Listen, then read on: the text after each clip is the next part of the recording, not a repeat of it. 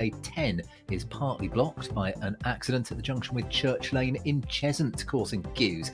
On the M26 in Kent, it's taking around 20 minutes in queues approaching the M25 because of roadworks, and in East Sussex, the A259 remains closed in both directions along Grand Junction Road, off the A23 at the Palace Pier roundabout in Brighton because of an unsafe building causing delays. That's the latest. You can stay up to date throughout the day by visiting our website, gbnews.com. This is GB News, Britain's news channel. Feathers McGraw, Wallace and Gromit's their villain, has become an unlikely hit at UK tattoo parlours. He's menacing. He is, yeah. He's, in fact, he doesn't speak, and he's got this glove on top of his head trying to convince us he's a chicken or something. And that is a real tattoo that someone has decided to have there. What do you two think about tattoos? Are they express themselves? Or? I love it. So I've basically got Dr. King. There we go. Me. Oh, there he goes. Nice. He's showing us. If you can't fly, run. Nice. It's probably slightly more meaningful than having the villainous penguin. Oh, come on, Trey, you wouldn't get Feathers McGraw? Maybe not. It's kind of got that kind of... You know when you go abroad and you're Beef or Magaluf and you... Tenerife and you get a quick tattoo. It's looking like that, chest, or like a pirate or something. It's kind of got that vibe, not for me. However, I do get the sentimentality around it. You know, some people have grown up on Wallace and Gromit and they love it and it has meaning. And he is a well-written character, so I get it. Brilliant, isn't it? I prefer my tattoos a bit more meaningful. Bit more, yeah. I feel like, as well, there's a surge in it. Lots of people have had it, but then is it then going to become unpopular because of it? And how many people regret the tattoos? Apparently, not just 14% of people regret tattoos. Wow. See, I think that's where the meaningful side comes into it. I've got a couple of meaningful tattoos, and I know I will never get bored of them. Not one on my wrist, one on my ankle. They're not hidden, but I think because they mean something to me, I'll never get bored. Yes, exactly. I think that's important. If you're gonna, a tattoo's for life, isn't it? That's the thing. It's got to mean I haven't got something. Have you not? I'll be indecisive. I think I'll get something. I want to keep on my body forever. If I had about 6 or 7 pints and then stumbled into a tattoo parlour, you'd come out with something chaotic. A disaster could happen. Then I walk out. Oh no, I've got this for the rest of my life. You might become addicted. Well, let's hope not. Some people do. GB News, the People's Channel.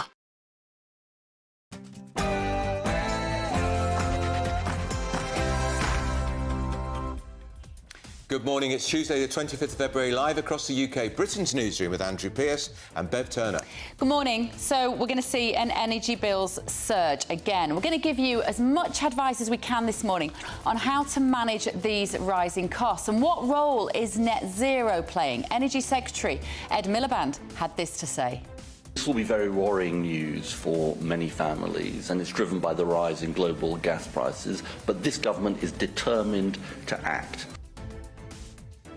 The government has blamed these rising prices on the volatile gas markets, but we have an exclusive analysis showing net zero is a major culprit of our rising bills. Well, that price cap rise is even higher than anticipated, but it's not just your energy bills that are going up. Water bills, council tax, national insurance on employers. Life is about to get a lot more expensive very quickly.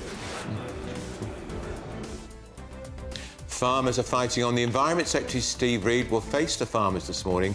They're calling the government's inheritance tax changes morally wrong. We'll be there with the farmers. And crime crackdown. Police are going to get new powers to find stolen phones in England and Wales and could break into your home to find such an item without a warrant.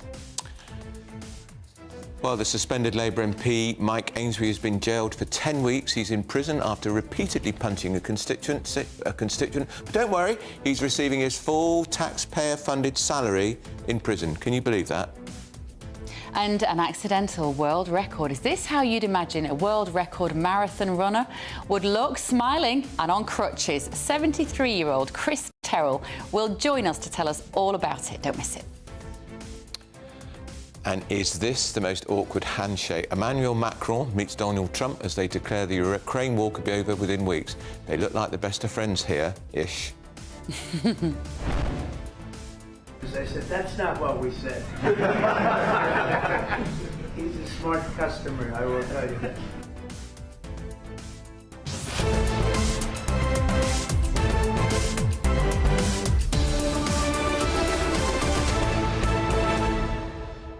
This is It's on a power Macron play, and Trump. innit? Yeah, exactly. Trump is saying, I'm the boss, I'm the President of the United States, I'm the most powerful man in the world. You're just a silly little Frenchman. It's just a weird power play. I know. And then amazing. he puts his hand on his knee. I know, weird. Weird. See, do you see how he moved away then? He didn't like that, did he? But I bet you Starmer will be on the phone to Macron today and say, God's sake, how do I handle it? Because he's going to go through this on Thursday. Well, it's awkward. It's awkward. They're always doing it. Remember Theresa May held his hand? Do you remember in the White House? Donald Trump's hand? Yeah. No, I don't remember that. Yeah, because it was apparently because he was walking slightly up a slope, Oh, and he was yes. unstable on his feet. So and it looked so awful. Yes, it did. Are we reading too much into this? Body language is interesting when you get world leaders together, though, isn't it? It is. Let us know your thoughts this morning. gbnews.com/your say, and send in your energy questions. How worried are you about your fuel bills going up, and what can we try and answer for you this morning? We're going to give it a good go. First, though, here's your very latest news with Sam Francis.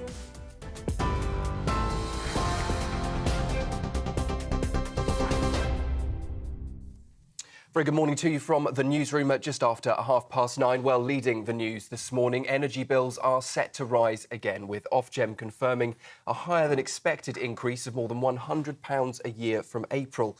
The 6.4% hike will push annual bills for a typical household to £1,849, affecting 22 million homes across England, Scotland and Wales. The regulator says rising wholesale costs are to blame and suggests customers consider fixing tariffs, but prices could fall again in July. Standing charges are also going up for gas, and consumer groups are warning the increase will hit struggling families hard. Labour and the Liberal Democrats are calling for more support, while the government says it is extending help for vulnerable households. Well, on that support, nearly 3 million households could get help with their energy bills next winter under new government plans. The proposals would extend the warm home discount, offering £150 to 2.7 million extra homes, including nearly 1 million with children. The government says the plans will ease the impact of gas price spikes and is also working with Ofgem on a potential debt relief scheme. The Energy Secretary, Ed Miliband, says expanding the discount will help protect millions of families from rising costs. Farmers are demanding the government resets their relationship after months of protests over policies like inheritance tax on farms. The president of the National Farmers Union, Tom Bradshaw, will accuse ministers later of breaking promises with a morally wrong tax plan in a major speech. However, the Environment Secretary says there is new support for farmers, including a 5-year extension to the seasonal worker scheme. Steve Reed will also promise protections in trade deals and legislation to help farmers grow drought and disease-resistant crops. Police will no longer need a warrant to search a property for a stolen phone under a new crime-fighting measures. Officers will be able to act faster using phone tracking data to locate stolen goods with approval from a senior officer instead of a court. The government's new crime and policing bill also includes tougher knife crime laws, bans on face coverings at protests and new powers to tackle antisocial behaviour. Home Secretary Yvette Cooper says it's about taking back our streets and restoring law and order. That bill is set to be introduced in Parliament today. And Sir Keir Starmer says tougher sanctions will force Vladimir Putin to make concessions as world leaders marked 3 years since Russia's invasion of Ukraine. Well, the Prime Minister is due to visit Washington this week, where he'll discuss calls for a US backstop to any peace deal with Donald Trump. The President, who's already met Emmanuel Macron at the White House, claims the war would never have started if he was in charge. And meanwhile, at the United Nations, the US sided with Russia, voting against a European resolution condemning the invasion of Ukraine. Those are the latest headlines. Plenty more still to come right here with Andrew and Bev. For the very latest GB News direct to your smartphone, sign up to News Alerts by scanning the QR code or go to gbnews.com/alerts.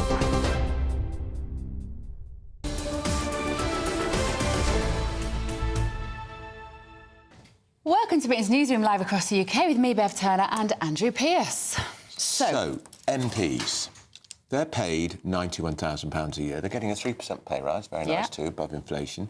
One of them is currently in prison for 10 weeks, sentenced yesterday, for repeatedly battering his constituent, who'd had the temerity to raise with him at 2 o'clock in the morning, why is an MP out in his constituency at 2 o'clock in the morning drinking, an issue over a bridge. He's gone to prison. It's an outrage that he's still allowed to be an MP and that he's still allowed to draw his salary of £91,000 a year. So he's going to appeal this, apparently, but he's obviously in prison at the time. How can you do your job? He could be out by the time the appeal is completed. He probably will. He's only got 10 weeks in jail. So he could come out of prison, go back to being an MP, go back to representing his constituents. One of them is a victim there, as we see, is kicking him on the floor. Is that right? In any other job, you would probably lose your job, wouldn't you? Well, I'd lose mine. If we got into a fight... Yeah. A fist fight, let's be honest, some days it's been fairly likely. We'd lose our jobs. Without a doubt. Without a doubt. So what should happen in this constituency? Should there be a by-election? Should he stand down? Should it trigger a by-election effectively every time this happens? It wasn't even as if he just punched him once. He knocked him over and then repeatedly punched him while he was on the ground and said, "You won't say that, take on your MP again, will you, soft lad?" Yeah, it was bad. Now, was the judge grandstanding in giving him 10 weeks in prison? If he should have just got a suspended sentence because it was a first offence, does that mitigate the situation? Does that mean he should remain as an MP? And should MPs be treated differently to the rest of us? Should they be held on put on a higher platform because lawmakers should not be lawbreakers? Yeah. And should his salary be just stopped until he's out? Because those constituents now have no MP. And we also whilst he is in prison. How is that democracy? And also, it costs about £40,000 a year to keep somebody in prison, so we're paying money twice here. Maybe he should have that amount taken off his salary. Well, if he had any decency, he would withdraw it from his salary, wouldn't he? Well, let us know what you think. gbnews.com/your say. Now, from the 1st of April, your energy bills will rise by... Up to £1,800. No, I think your bill will be £1,849 a year. I think that'll be the average, won't it? Well, look, we're going to get to the bottom of this because the phrase energy price cap may not sound that gripping, but it's really important. We're going to try and help you as much as we can. So, a typical household, this will add £9, £25 a month to energy bills. If you're a pensioner and you've already lost your winter fuel allowance, this is another big blow. Yeah. So this morning, Energy Secretary Ed Miliband had this to say. Have 6 million families getting the warm homes discount next winter as a result of our proposal. That's 1 in 5 families across the country. When the British people are facing hard times and these energy bills will make life harder for the British people, we're determined to act. So let's talk now to Conservative MP for Mid-Bucks, Greg Smith. Morning, Greg. Can we just... I don't know whether you are an expert in this area, because it is quite complicated. Just explain to our viewers and our listeners what this change means and how it will affect people. Well, it's very straightforward. The energy bills are going to go up. We all see it in our bills that come through, and it's not just energy, gas, electricity, it's water and other utilities too. And yes, there are issues with global pricing, but actually a lot of this is homemade. Labour's absolute puritanical approach to net zero that is going to drive up the cost of energy for people, because guess what? If you completely rip up a system that was working and replace it with new means of generating electricity and plastering the countryside in solar panels and building all these wind farms and then still having to import gas because they're shutting down the natural resources that sit underneath us, guess what? That costs a ton of money, and the only people that are actually going to pay that are all of us. Well, the hang on a minute. Out there. And the energy companies aren't just going to swallow it up. The issue here, on any day that we have an announcement like this, I think, why has nobody forward planned this? It seems to happen. You had 14 years in government to sort this out. You've done nothing to get this situation more efficient for the British consumer. Well, look, there are many reasons that we took a real thumping last July in the general election. I think we've got to put our hands up to some of those things. But what I would say is that we had planned to open up our natural resources, new oil fields in the North Sea that Labour have shut down. Because, it's common sense, isn't it, that we should use our own resources. We're still going to need gas, we're still going to need oil for years and years and decades to come. Yet what Labour's doing, which is going to force up bills for everybody, is shutting down our natural resources, not getting our own oil out of the North Sea, not using the 37 trillion cubic metres of natural gas that sits underneath our own shores, but importing it as well. And if you have to import it, well, that costs more money. That's just straightforward economics. The Tories did have a chance, of course, Greg, to strip out the green taxes, which Ed Miliband introduced when he was in Gordon Brown's government, and they didn't. Look, Andrew, that is a very fair point. These things are always a balancing act. Personally, my view is that those green taxes should have been stripped away. They were hurting people, particularly after the invasion of Ukraine, when we saw that horrendous spike in energy bills here at home and across the world, certainly across Europe.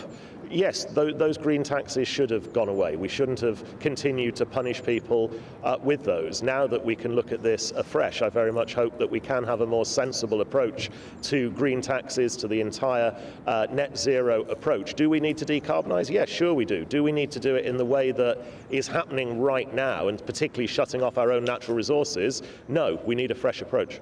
All right, that's Greg Smith, who is the Conservative MP for Buckinghamshire. See, my understanding is there's a sort of auction of how these prices are set, and it's whatever is most expensive at the time, whether that's oil and gas or whether that's renewable. So I think this whole system needs a good looking at. We want to hear from you at home. If you've got concerns about your bills, send us your questions this morning. We will try and answer them. GB News' Health, Science and Health editor Lucy Johnson joins us now. Morning, Lucy. Is it the price of net zero, this? The prices are very complicated, but we've had an analysis done for GB News by a senior researcher. He's an economist at Edinburgh University. He used to be an advisor to the World Bank on energy policy, and he's looked at the electricity portion. The government is trying to clean up the electricity. It wants 95% of our electricity to be renewable by 2030. And what he said is that alone has pushed up our electricity prices. That's the biggest rise. That's 40% of our electricity prices over the last 10 years is blamed on those policies. And that includes workarounds, expensive workarounds for when the wind doesn't blow and the sun doesn't shine. It includes paying wind farms to just switch off when there's too much wind because it will melt the system, it will blow it. It includes the subsidies. So what the government is arguing is that all of this price rise is down to the volatile gas markets, and they're blaming Ukraine. But actually, we have abandoned our own sources of gas. We are relying on imports, so it is a fact that we will be relying on those volatile markets. But the price of gas has remained pretty steady, and the electricity bills, he is arguing, have gone up largely as a result of net zero policies. And this Secretary of State, Energy Secretary, is, frankly, a zealot. People argue that, and he obviously believes that it's important to reach net zero because of the climate change, where we also have a survey in today showing 1 in 3 people are saying that their health has been affected because they can't afford to switch on their heating or can't keep it on. So there's harms to all of these policies. One has to think about the balance, and though this is where scientists are arguing, though, you know, if you say the climate is on an emergency, it's very hard to argue against. But there are scientists that are saying, well, we're not that much in an emergency, and we need to mitigate and adapt and don't do everything so quickly as they accuse the Labour government of doing. Quite right, Lucy. All right, thanks, Lucy. Well, let's talk to the consumer journalist Helen Dewdney, who joins us now. Helen, what should people do if they think, oh, my God, I cannot afford this increase? Is there anything they can do? Is it easy to switch? It is very easy to switch. It is worth the time and effort, putting in that time and effort to lots of comparison sites. So go to all of the comparison sites because they'll all give you something different. And maybe also look at cashback sites and going direct, because that might also get you discounts. But it's important, if you think you're going to go into debt, to get help before you do, and if you are in debt, to get help. And also contact your current provider to see if there's anything they could do to help. Let them know. It's always about making sure you're talking about it. But if you're an older person who's perhaps not particularly au fait with the internet and surfing the net, how do they work out? How do they find a switcher? How do they negotiate it? That is obviously very much more difficult, and you know it is going to come down to, do you know somebody that can help you? Have you got a friend? Have you got a relative? Or you can phone the companies and discuss it, which will take a longer time. But bottom line is, it might well be cheaper for you to switch, and so we have to find a way of supporting everybody in being able to do that. OK, thank you, Helen. Consumer journalist Helen Dewdney there. I use a company called Switchcraft. It's a switching agency, and they contact me and say, we found you a better deal. Well, it's as simple as that. I recently changed my gas and electricity supplier, and I cannot tell you how complicated it was. Well, my mother will, because she did it for me, because I didn't have the time to do it. And she spent hours trying to do it all for me. It was so complicated. But that's good to know. Yeah. Those tips, if you've got tips as well this morning, let us know your tips at gbnews.com/your say, what you do to make sure you're always on the best tariff. It's the standing charges that do my head in. Yeah, what are they for? What is that for? Their standing charges have rocketed. Yeah. How can these utility companies justify an increased standing charge when apparently what we're being told is the wholesale price of energy, which is forcing up bills? And pensioners who can't afford to put the heating on this year because of winter fuel allowance, and yet they're still being whacked with a standing charge. You know what you could do? We could go to Europe. Let's have a look at the temperatures. Here are our top European holiday destinations. I hope it doesn't rain. Don't worry about it. It'll spoil our holiday. Relax, we're totally covered. All Clear Travel Insurance sponsors GB News Travel Destinations Forecast.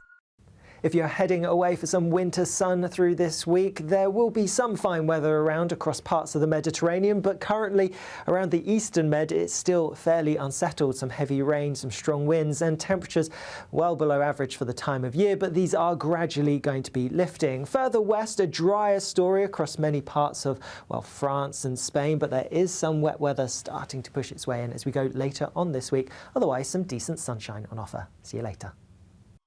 All Clear Travel Insurance sponsors GB News Travel Destinations Forecast.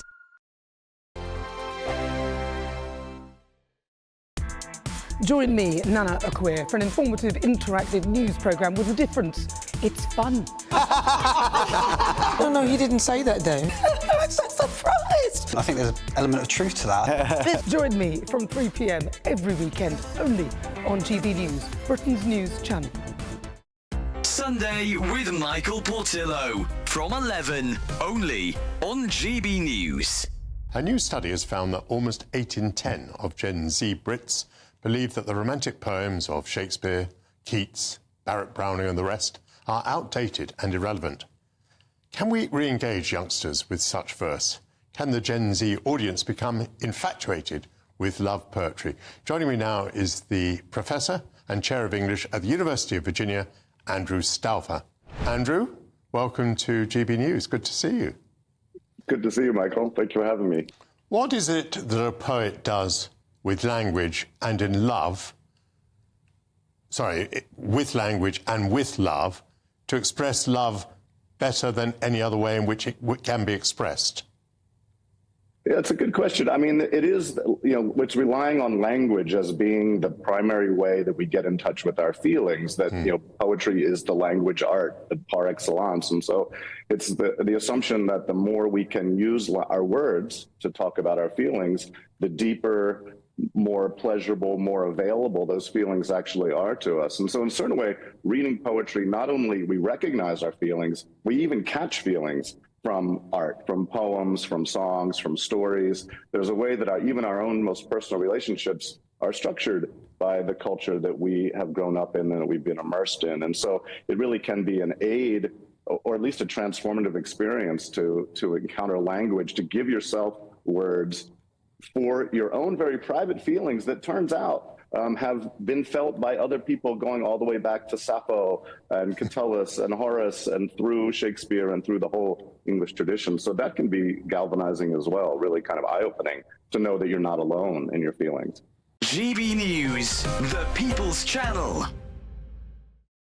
Headliners on GB News 11 p.m. every night. It's got 3 top comedians going through the next day's newspapers so you don't have to read them, which is great. That's a good point. He's lying. Maybe he's not lying. That's Headliners every night from 11 p.m. and 5 a.m. as well on GB News, Britain's news channel.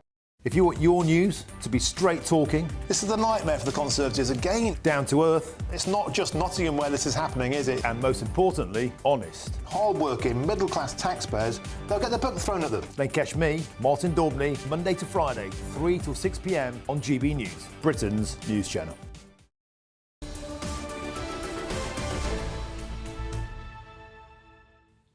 Welcome back. 9:52 Britain's Newsroom on GB News. It's time for the Great British Giveaway. If you want to be one of 2 new winners, each with a new iPhone shopping voucher and £10,000 in tax-free cash, here's all the details you'll need. Don't miss your chance to be one of 2 big winners in our latest Great British Giveaway, as we have 2 prize bundles that have to be won. There's 2 lots of a totally tax-free £10,000 in cash. You'll also receive a brand new iPhone 16, along with £500 in shopping vouchers to spend at your favourite store. Hurry, lines close on the 7th of March. For another chance to win, text cash to 63232.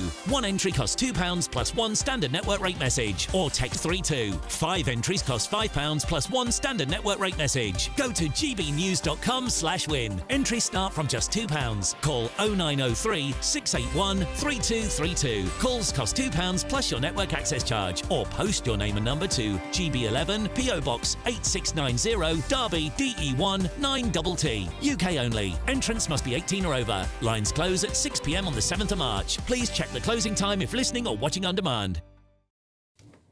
Welcome back to Britain's Newsroom. Now, listen, we want to hear from you this morning because obviously this change in energy price is stressful for people. Robert says it's nearly £10 a month.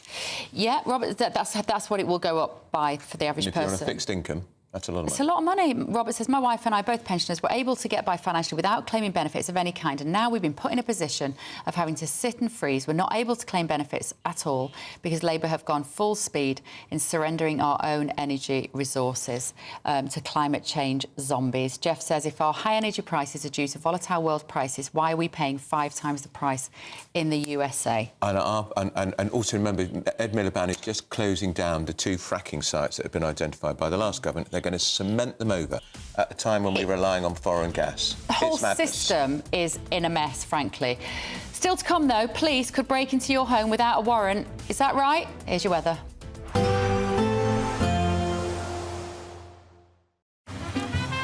Despite the morning rain, it'll be a nice, warm, cosy day ahead. Boxed heat pumps, sponsors of weather on GB News. Good morning. Here's your latest GB News weather update from the Met Office. Plenty of sunny spells on offer today, but also plenty of showers. And some of these could be a bit heavy with the risk of a little bit of hail and some thunder too. Through this morning, the showers are most frequent across northwestern parts. But as we go through the day and into the afternoon, they are going to become a bit more widespread, spreading across many parts, though towards the southeast, largely avoiding them here. Like I said, some of the showers could be on the heavy side and there could be a bit of hail and thunder mixed in with them as well. Temperatures are around or a touch above average for the time of year. Many places towards the south getting into double figures, highs of around 11 or 12 Celsius. More showers to come as we go towards the end of the day, but like I said, fewer showers towards the southeast of the UK, so a largely dry evening here with some clear spells, perhaps a greater chance of a few scattered showers across more western parts of England and Wales. Plenty of showers still to end the day across Northern Ireland and much of Scotland too, especially towards the west. Some of them here still on the heavy side, and there could be a bit of winteriness, perhaps a little bit of sleet or snow over the highest ground. But as we go overnight, we are going to see most of those showers clearing away, and we are going to have largely clear skies, particularly towards the east, clinging onto those clear skies. Meanwhile, further west, the cloud is going to build. We're going to have some rain pushing in and some strengthening winds too. Where that happens, temperatures are going to pick up as we go through the early hours of tomorrow morning, but in the east, it is going to stay quite chilly. There could be a touch of frost in some places, also some mist and fog patches as well. That wet weather in the west does spread its way east and southeastwards as we go through Wednesday. There's likely to be a bit of sleet and snow over the higher ground of the hills, and there could even be some rumbles of thunder as that rain pushes through. There will be some brighter weather ahead and behind the rain, but also plenty of showers feeding in through the afternoon too, and temperatures down a nudge compared to today. Bye-bye. There will be a light breeze in the morning, leading to a warm front. Boxed heat pumps, sponsors of weather on GB News.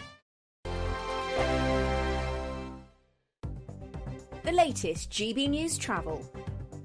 Good morning, I'm Russell Holding. On the M1 heading into Belfast, the outside lane is closed where someone's broken down at junction 2 for the A55 at Balmoral. It's taking around 40 minutes in queues towards there from junction 7 south of Lisbon. In North Yorkshire, the A59 is blocked each way by an accident on Holgate Road near to the Fox traffic lights in York, causing queues. On the M6 in Cheshire, there's a lane closed northbound where someone's broken down between junctions 18 and 19 from the A54 Middlewich and Holmes Chapelton to Knutsford. In Hertfordshire, the A10 is partly blocked each way by an accident at the Church Lane junction in Cheshunt, causing queues, and in East Sussex, the A259 remains closed each way along Grand Junction Road off the A23 Palace Pier roundabout in Brighton because of an unsafe building causing delays. And that's the latest. You can stay up to date throughout the day by visiting our website, gbnews.com. Don't miss your chance to be one of 2 big winners in our latest Great British Giveaway, as we have 2 prize bundles that have to be won. There's 2 lots of a totally tax-free £10,000 in cash. You'll also receive a brand new iPhone 16, along with £500 in shopping vouchers to spend at your favourite store. Hurry, lines close on the 7th of March. For another chance to win, text cash to 63232. One entry costs £2 plus 1 standard network rate message, or text bonus to 63232. 5 entries cost £5 plus 1 standard network rate message. Go to gbnews.com/win. Entries start from just £2. Call 0903 681 3232. Calls cost £2 plus your network access charge, or post your name and number to GB11 PO Box 8690 Derby DE1 9TT. UK only. Entrance must be 18 or over. Lines close at 6 p.m. on the 7th of March. Please check the closing time if listening or watching on demand. Hi, I'm Michelle Dewberry, and my show is your opportunity to cut through all the noise and dive in headfirst to some robust debates. Ideas clash. Situation, Because you're deliberately avoiding my point. Nothing's held back. And if you think this is the end of it, wait for more. And we do not shy away from the difficult stuff. Sometimes I want to shake people and say, if only you understood. So join me on Jubes & Co weeknights at 6 p.m, only on GB News, Britain's news channel. Exciting news. Every Friday, my Patrick Christie's Tonight Show is going to have a twist to it. We're welcoming some special guests. You. That's right, on Fridays I'm going to be doing my show in front of a live studio audience, because this show is about you and what you have to say. It's going to be the same big debates, same big topics, same big opinions. But every Friday night at 9 p.m, you are invited to come on down to Patrick Christie's Tonight to be a part of the action. Only on GB News, the People's Channel, Britain's news channel.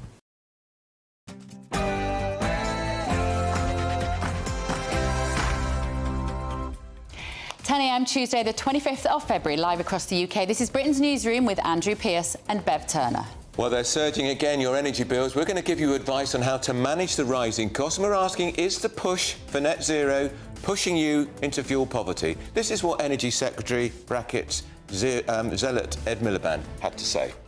This will be very worrying news for many families, and it's driven by the rise in global gas prices. But this government is determined to act. As bills rise once again, how are the people faring? In the next few minutes, we'll be entering the home of this local resident to find out how he's coping with the spiralling cost of energy. And the farmers are fighting on. Environment Secretary Steve Reed is going to face angry farmers shortly. They're calling for the government's inheritance tax changes to change. They say they are morally wrong. We will be there. And there's crime crackdown. Police are going to get new powers to find stolen phones, which means they could break into your home without a search warrant. What do you think of that? Well, this is the biggest legislative change to police and crime laws in decades. The government believes that it will go some way to making our streets safer. And former Labour MP Mike Ainsbury was jailed yesterday, sentenced to 10 weeks in prison after punching a constituent. Don't worry though, he'll still receive his full taxpayer-funded salary of £90,000 whilst he's in prison, should he? And are the Tories going to take us out of the European Court of Human Rights? Kemi Babe, not the Tory leader, will set out her party's plans for foreign policy, later saying she's willing to disengage from international law.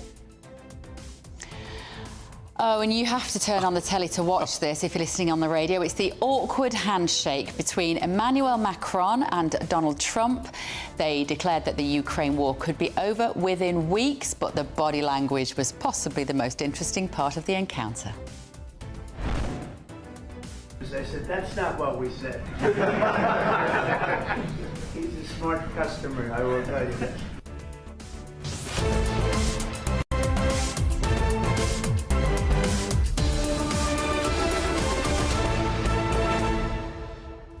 It's peculiar, isn't it? It's Trump saying, I'm the man. Trump won that one, as far as I'm concerned, on that little weird hand-fist punchy thing. Trump came out ahead. What you didn't see then was Macron leant over, didn't he, and squoze his knee? He did. Very odd. It was all very odd. Right, let us know your thoughts this morning. gbnews.com/your say, and send in your energy-related questions as well. First, though, here's your very latest news headlines with Sam Francis.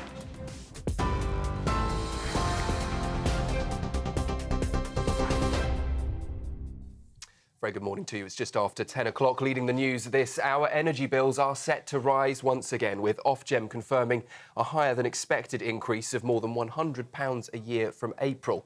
The 6.4% hike will push annual bills for a typical household to £1,849, affecting 22 million homes across England, Scotland and Wales. The regulator says rising wholesale costs are to blame and suggests customers consider fixing tariffs, but also say prices could fall again in July. Standing charges are also going up for gas, and consumer groups are warning the increase will hit struggling families hard. The government, though, says it is extending help, with nearly 3 million more households set to get help with their energy bills next winter under new plans. The proposals would expand the warm home discount, offering £150 to 2.7 million extra homes, including nearly 1 million with children. The government says the plans will ease the impact of gas price spikes and is also working with Ofgem on a potential debt relief scheme. Well, Energy Secretary Ed Miliband says expanding the discount will help protect millions of families from rising costs. However, the Deputy Leader of the Lib Dems, Daisy Cooper, told us in the last few minutes that vulnerable households can't afford to wait until next winter. The government should scrap the energy price bill increase for the almost 10 million pensioners who have had their winter fuel payments taken away. We know from our own research that 9 in 10 people who are worried about energy bills have already changed their behaviour to try and keep their heating costs down. And now people are choosing between heating and eating. So we want the government to take action, not next winter, but right now. Daisy Cooper there, Deputy Leader of the Lib Dems. Well, farmers are demanding the government resets their relationship after months of protests over policies like inheritance tax on farms. Let's take you live now to the National Farmers Union conference, where the President, Tom Bradshaw, is set to accuse ministers later in a major speech of breaking promises with what he describes as a morally wrong tax plan in a major speech today. However, the Environment Secretary says there is new support for farms, including a 5-year extension to the seasonal workers scheme. Steve Reed will also promise protections in trade deals and legislation to help farmers grow drought and disease-resistant crops. Police will no longer need a warrant to search a property for a stolen phone under new crime-fighting measures. Officers will be able to act faster using phone tracking data to locate stolen goods, with approval from a senior officer instead of from a court. The government's new crime and policing bill also includes tougher knife crime laws, bans on face coverings at protests, and new powers to tackle antisocial behaviour. Home Secretary Yvette Cooper says it's about taking back our streets and restoring law and order. That bill is set to be introduced to Parliament today. And Sir Keir Starmer says tougher sanctions will force Vladimir Putin to make concessions as world leaders marked 3 years since Russia's invasion of Ukraine. He's due to visit Washington this week, where he'll discuss calls for a US backstop to any peace deal with Donald Trump. The president, who's already met Emmanuel Macron at the White House, claims the war would never have started if he was in charge. Meanwhile, at the UN, the US sided with Russia, voting against a European resolution condemning the invasion of Ukraine. Those are the latest headlines for now. I'll be back with you in around half an hour. Now, though, over to Andrew and Bev. For the very latest GB News direct to your smartphone, sign up to News Alerts by scanning the QR code or go to gbnews.com/alerts.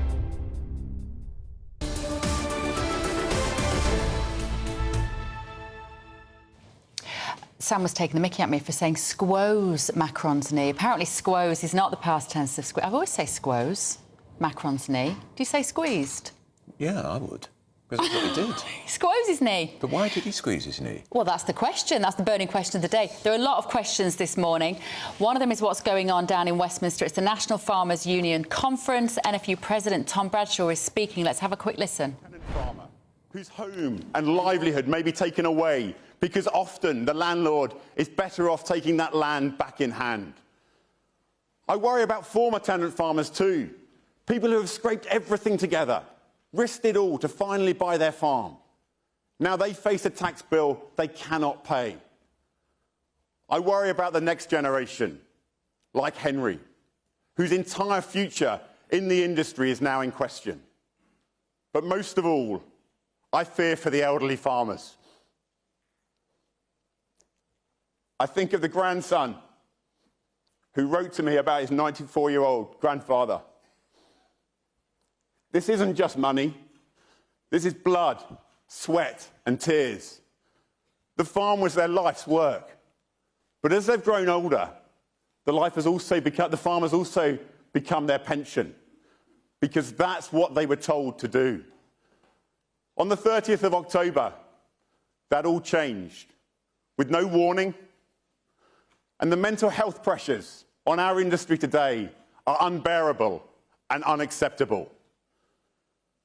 As difficult as this is for me to say and you to hear, many older farmers are now facing that very real dilemma that unless they die before April 2026, their families will face a family farm tax bill they simply cannot afford to pay.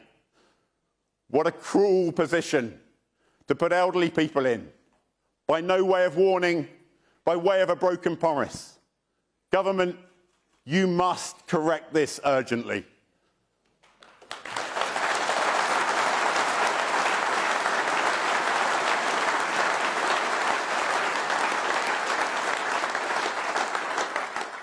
The family farm tax is also economic. So that was Tom Bradshaw there talking at the National Farmers Union. We're going to be hearing from Steve Reid later, the Environment Secretary. That will not be a receptive crowd for him. Speaking without notes, speaking from the heart, unlike the Prime Minister yesterday, who was... Do you remember when he was speaking about Ukraine? He could have been speaking about a parish council. Yeah, it was awful. So wooden. Awful. The farmers, the big question for them, though, is when they start taking more action, actual direct action to disrupt. They're being very polite at the moment. All these words, all this chatting, the government do not care. They're not changing anything. And here's what Steve Reid, the Environment Secretary, is going to tell the conference, that the government's going to ensure that in the public sector, British food only is bought. Good luck with that. Well, where are you going to buy that from when all the farms are closed? Exactly. Right, police are no longer going to need a warrant to search your home for a stolen phone under measures introduced by the new government bill to tackle crime. It's come alongside a wave of new powers given to police officers to help tackle antisocial behaviour, knife crime and violence against women. Mark White is here in the studio with us to explain this to us, our GB News Home and Security editor. Mark, what else is in this? Is there anything new? Yeah, I mean, there's a fair bit that we've heard pre-mentioned before, but it is an absolutely ginormous legislative bill, the biggest in decades. And, of course, that means that potentially it could be bogged down in the parliamentary process. So it could be quite a few months before we get anywhere near this actually becoming law. But the government sees this as being about going after the kind of crimes that blight society in town centres. So your street thefts, shoplifting, antisocial behaviour, knife crime and alike. And one of the changes that I think has got a bit of attention today is this issue over not needing a warrant to go knocking down doors and recovering the likes of mobile phones. I should say it's not just mobile phones, it's anything that might be electronically tagged, like a laptop, bikes, even vehicles. Just explain something on that, Mark. Yeah. People might think, great, that sounds great. Mobile phones are very expensive and it's hugely disruptive if you lose your phone. If the scally, the thief, turns it off, they can't find it. Can the police pursue the phone into somebody's home? Drat. Never thought of that. It's extraordinary, isn't well, it? this is it. You won't take... These burglars and these... They'll always be one. They are pretty stupid, but even those scroats are, you know, they get it after a while that they need to switch the mobile phone off immediately, and that's what they'll start doing. Yeah, of course. So...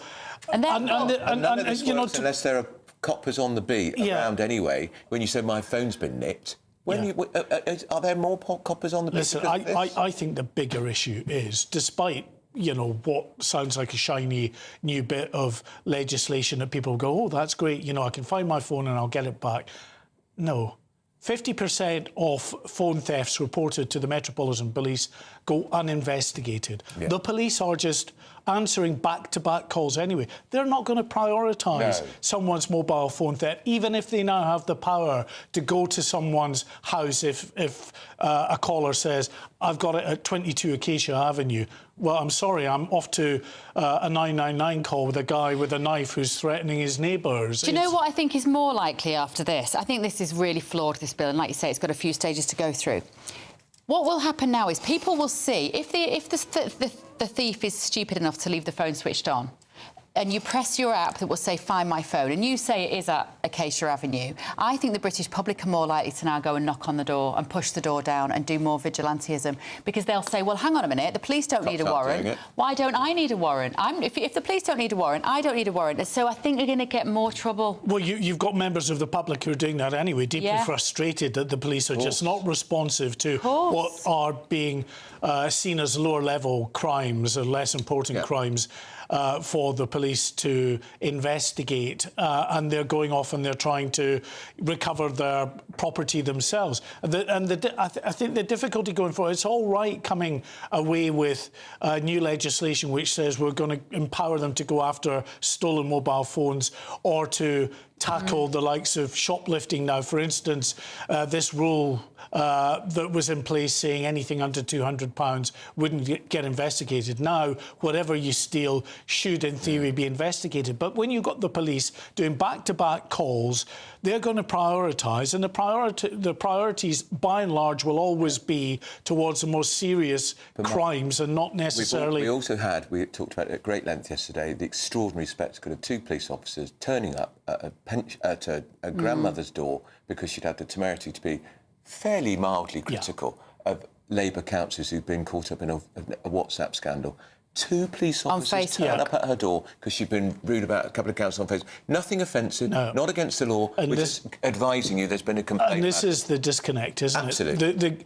The authorities have to go a hell of a long way to try to restore public confidence in policing. Not just that, but look at Mike Amesbury, who pummeled that guy in the street with multiple punches and gets a 10-week prison term that he might appeal at the end of the day and continues to draw his salary, while other people are languishing in jail at the moment for sending social media posts. People look at what they see as a two-tier criminal justice system, and it will take an awful lot more than just a tweak to various bits of legislation to actually instill a bit of confidence amongst many members of the public. And I just want to say as well that most of our police are amazing, and they do a really difficult job under must be sometimes intolerable restrictions. And I understand why the police would want these restrictions to be gone, but we have to be very careful with this. Now, moving on.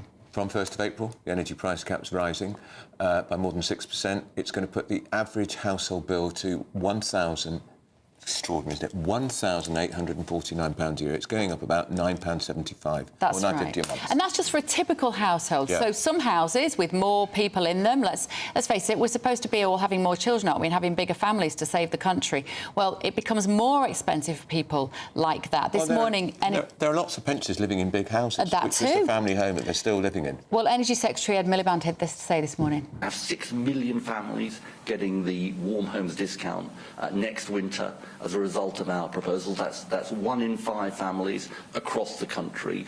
When the British people are facing hard times, and these energy bills will make life harder for the British people, we're determined to act.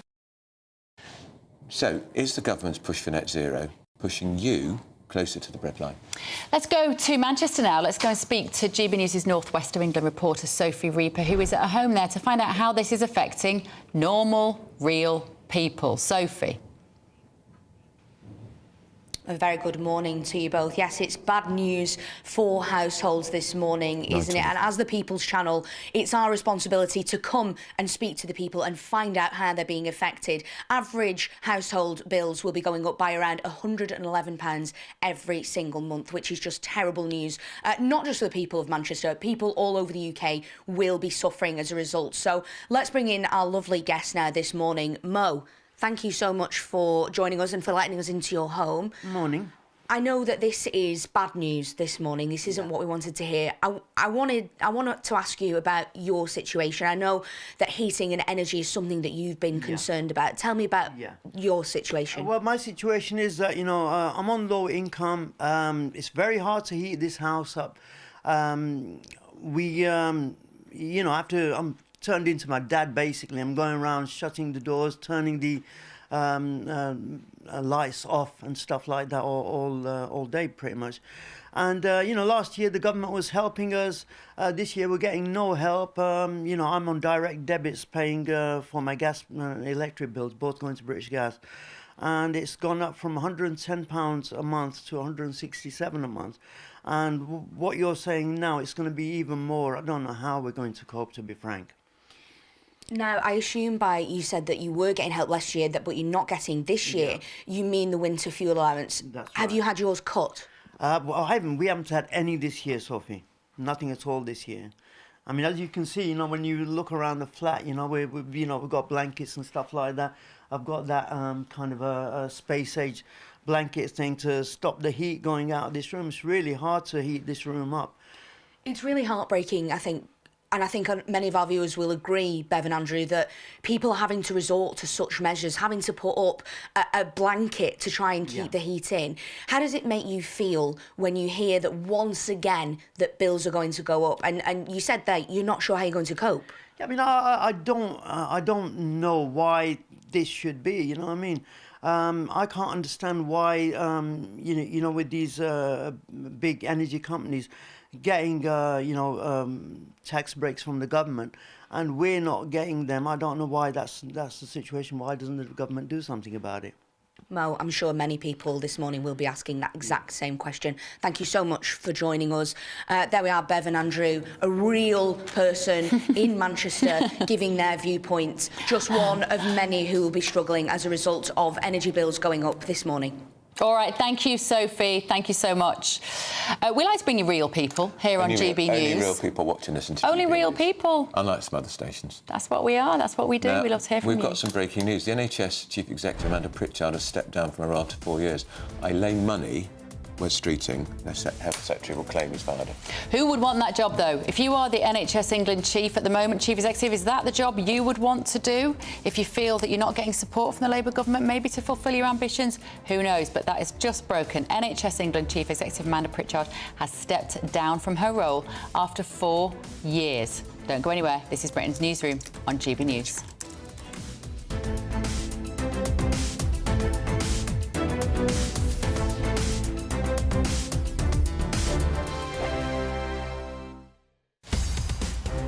In the GB Newsroom, we bring you the news as it happens. With our team of dedicated journalists across the UK, we're ready to keep you up to date with what's happening every half an hour, every single day.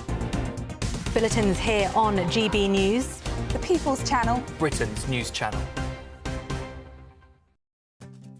I'm Jacob Rees-Mogg and this is GB News, Britain's news channel. GB News Breakfast, every day from 6 a.m.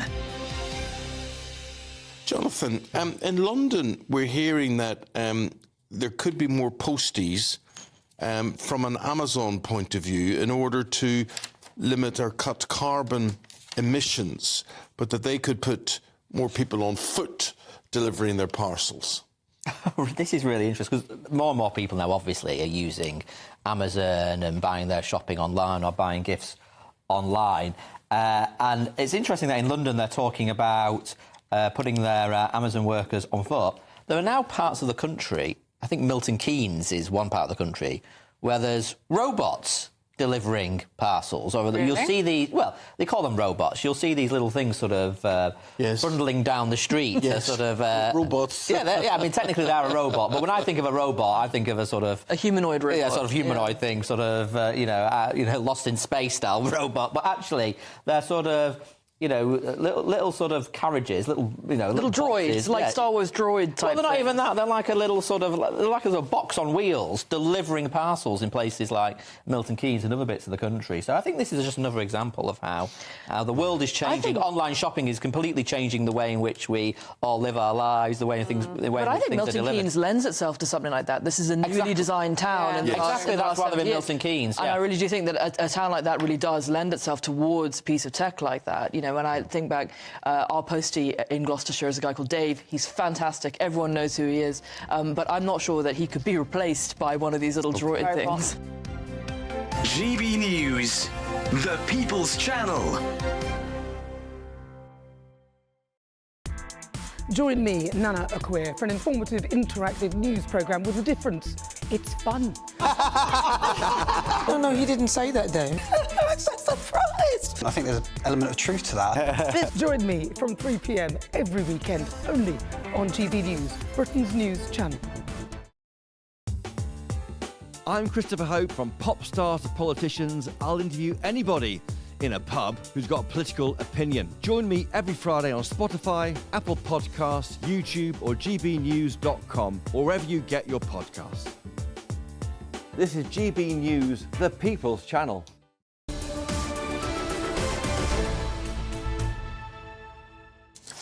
Welcome back, 10:23, Britain's Newsroom with Andrew and Bev. And delighted to say we are now joined by Nigel Nelson and Dr Renee Hunderkamp. We've got to go to this first story. Let's turn to you, Renee, as a doctor. Amanda Pritchard has stepped down as Chief Exec of the NHS. Is that good news? Will it make any difference? I think it's good news. I think she significantly had a meeting with Wes Streeting, the Secretary of State, yesterday. I mean, look, she's part of that old school that have been running it for years, who just ask for more money and more money and more money, and I think refuse to see the actual problems with it. So I think it's good news. Get rid of all of them. Yeah. Her salary package, $330,000 a year. I'll do it. Yeah. You do it really well, actually, Renee. Yeah. Apply. Can you feel that they're saying she wasn't forced out? No, I don't believe a word of it. Well, I mean, there was a criticism in Parliament that she was complacent along with her team. So it does sound like it's an edging out thing, even if they say it's not. As far as the salary goes, I mean, the NHS is a big organisation. I mean, it's the biggest in Europe. Yeah. Why is it so big? Well, because it's actually coping with the health of the entire too many people nation. in jobs that they shouldn't exist. Exactly that. Well, you still need to manage it. You do, but not with 52% of the total staff, I would argue. No, 52% of staff are in managerial positions in the NHS. And what we need is more doctors and nurses. Yes. We do. Yeah. But if you would accept that somebody getting a high salary would be appropriate for running an organisation that big? I think so. Yes, I do think so. It does put into perspective politician salaries, doesn't it, who are running the country, of course. Because that's a lot more than the Prime Minister. It certainly is, yeah. I mean, I would argue he deserves much less, but, that's a different debate. Do we? I guess who would want that job, though, apart from Renee? Who would want to run the NHS? That is a poison chalice, isn't it? Or is there work that could be done? Oh, totally. I absolutely believe that the right person could sell a plan to the British public that the NHS would always be free at the point of contact, which it should be, but could be completely overhauled. The problem would come in that the resistance you would get from everybody that's in charge of their own little fiefdom, who doesn't want to give up their power and everything else that goes around it, would be massive. But you need somebody, somebody like a Trump or a Vance. You read my mind. Got the kahunas to actually do it and ignore the screams of the people. That's not going to happen under a Labour government, isn't it? There's no Well, the kahunas. Tories didn't have the courage either, did they? So it's not going to happen under a Labour government. I mean, I'm curious about the idea that it'll always be free at the point of use, because it isn't. Well, first of all, it hasn't been except for 3 years of its existence from 1948. That you started paying for teeth, and now we pay for prescription. prescriptions, as you mentioned, teeth and eyes and so on. So it's not been free. And the other thing is, it seems to be an extraordinary system whereby a billionaire can go and get referred by his doctor for private treatment, but can't actually refer themselves to go and do it. So if you were means testing in certain areas, so everybody on a free prescription should get free treatment at the point of use. Do you know who's on free prescriptions? Let's just unpick that. People that have come here from other countries who now work 16 hours a week and not a second more, because if they work a second more than 16 hours a week, they lose their free prescriptions and their rent and everything else they get. They don't pay tax if they're on minimum wage at 16 hours a week. So they've come from other countries, they don't pay anything into the system and they take everything out. But those people should actually... But what about people who are pregnant, the under 16s, the over 60s? A question about the over 60s should have free prescriptions anyway. But most people actually do get free prescriptions. They should have free health care. Somebody who can afford it, why are they not paying something towards it? Yeah, they do. They pay tax and national insurance, much more than the people... And the taxes and national insurance will go up hugely as the National Health Service develops. I mean, the National Health Service does not need any more money. Everything that I have said would be done within the existing budget and probably less. But it's a bottomless pit. It's a bottomless pit because it's run so badly and so poorly, and we do things that we shouldn't do. So what happens when you develop a new medical procedure, which is really expensive, and as a result of medical science advancing, that keeps happening?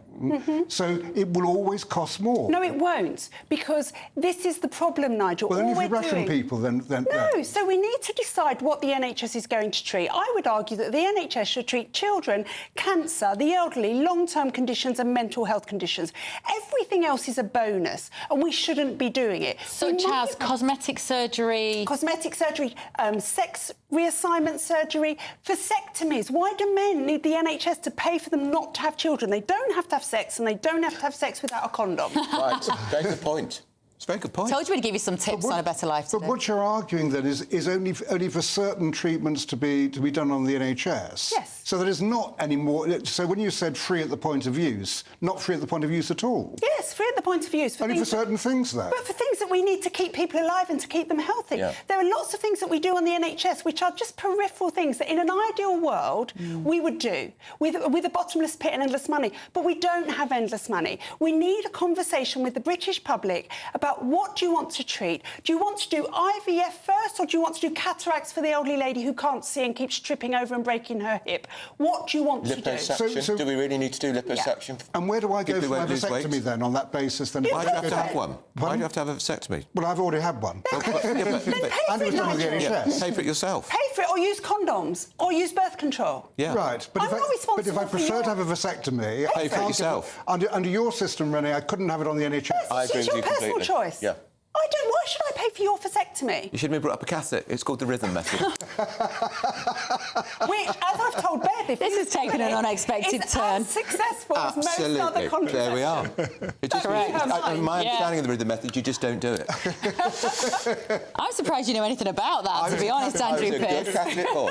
I was brought up properly. Right, should we talk about this teacher that was sacked for a joke about whacking pupils, Renee? What's this about in the Times? So this is a really odd story, and I think lots of the detail around this is actually irrelevant. So part of the detail is that a pupil that she was teaching in an extra lesson for SAT, who English was not his first language, but he'd been here for 4 years, so I suspect he spoke English pretty well as a child, because they learn quickly, said, "What would you do, miss, if I didn't hold my SATs paper in the right place in the exam?" And she just gestured that she would give him a whack and said, "I'll give you a whack." Apparently he was so traumatised by that she was fired, although he was so traumatised that he carried on going to her after-school lessons. So he wasn't that traumatised. Now, she's been fired because it was an inappropriate comment, and the Employment Tribunal agreed with the school that it was inappropriate. I think this is just another example of how we're cancelling entire people's lives over things that we shouldn't cancel.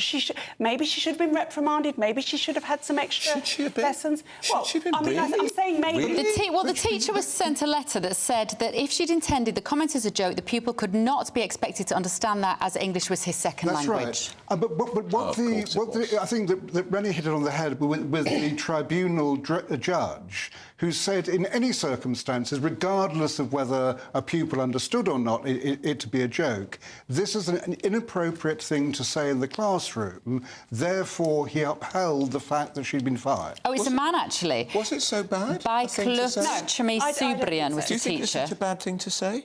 Well, I mean, I think nowadays you don't say things like that in the classroom. Yeah, you don't talk about whacking kids, even as a joke. In a few years' time, we're going to be sitting here and we're going to say, nowadays you don't speak. But she didn't whack it. It's a male teacher. But he didn't whack her. He didn't whack anybody. He made this gesture, and he said, I would whack.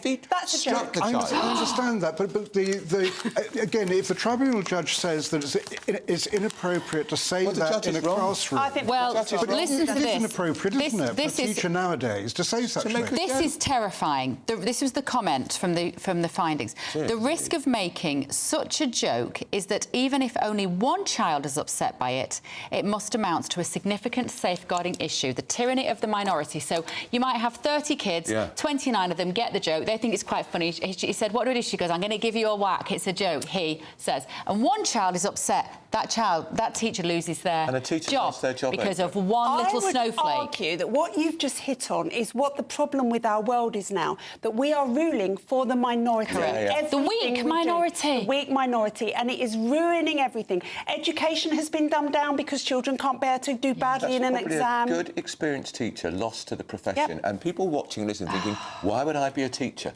Yes. If I can lose in my case you've got because of one, and I don't think it was a bad thing to say either. No, come on, where's our sense of humour gone? Blimey, Nigel, we went to school, we used to get whacked. Indeed, I got caned. Yes. That was brutal. We need to move on. Nigel and Nelson, I feel like I know you a lot better after that, I can't lie. And Andrew. You will be back, and Andrew. I've got so many questions. You two will be back in the next hour. I'm going to ask Andrew these questions while we watch the news with Sam Francis.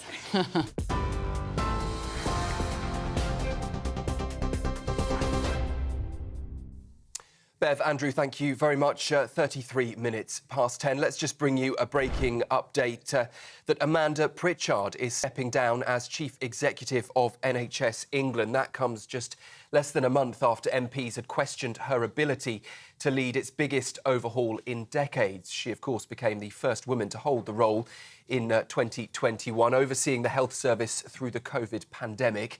She has, in a statement this morning, called it a hugely difficult decision and said it had been an enormous privilege to lead the National Health Service. Now, Sir James Mackey will take over as interim chief executive. He says it's an honour to lead as the NHS works with the government to deliver its 10-year health plan.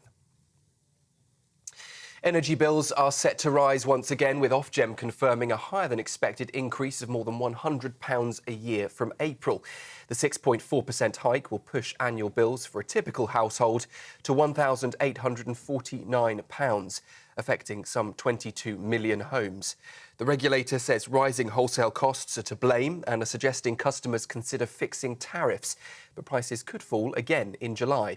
Standing charges, though, are also going up for gas, and consumer groups are warning the increase will hit struggling families hard.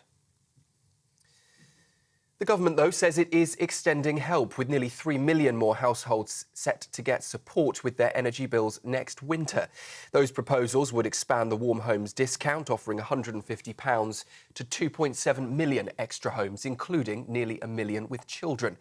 The government says the plan will ease the impact of gas price spikes and is also working with Ofgem on a potential debt relief scheme. However, the deputy leader of the Liberal Democrats, Daisy Cooper, says that vulnerable households can't afford to wait until next winter. The government should scrap the energy price bill increase for the almost 10 million pensioners who have had their winter fuel payments taken away. We know from our own research that 9 in 10 people who are worried about energy bills have already changed their behaviour to try and keep their heating costs down. And now people are choosing between heating and eating. So we want the government to take action, not next winter, but right now.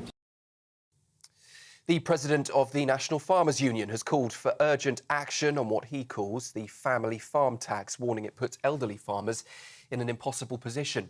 Tom Bradshaw has been speaking at the NFU conference and told the hall there that the government had broken its promise by introducing inheritance tax on farming businesses worth over £1 million from April 2026. He says the industry is already facing the worst cash flow crisis ever due to tax hikes, subsidy cuts and extreme weather. Mr Bradshaw also urged ministers to reset their relationship with farmers and prioritise food security, including blocking imports that don't meet UK standards. And we will head back to that conference later this hour. And finally, in other news, police will no longer need a warrant to search a property for a stolen phone under new crime-fighting measures. Officers will be able to act faster, using phone tracking data to locate stolen goods with approval from a senior officer instead of a court. The government's new crime and policing bill also includes tougher knife crime laws, bans on face coverings at protests, and new powers to tackle antisocial behaviour. Home Secretary Yvette Cooper says it's about taking back our streets and restoring law and order. The bill is set to be introduced to Parliament today. Those are the latest headlines, a full roundup of all the top stories at the top of the hour. Now, though, back to Andrew and Bev. For the very latest GB News direct to your smartphone, sign up to News Alerts by scanning the QR code or go to gbnews.com/alerts.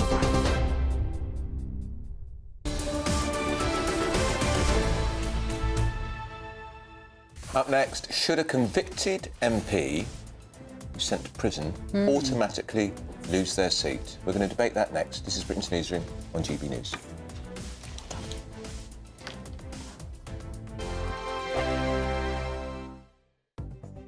The latest GB News travel.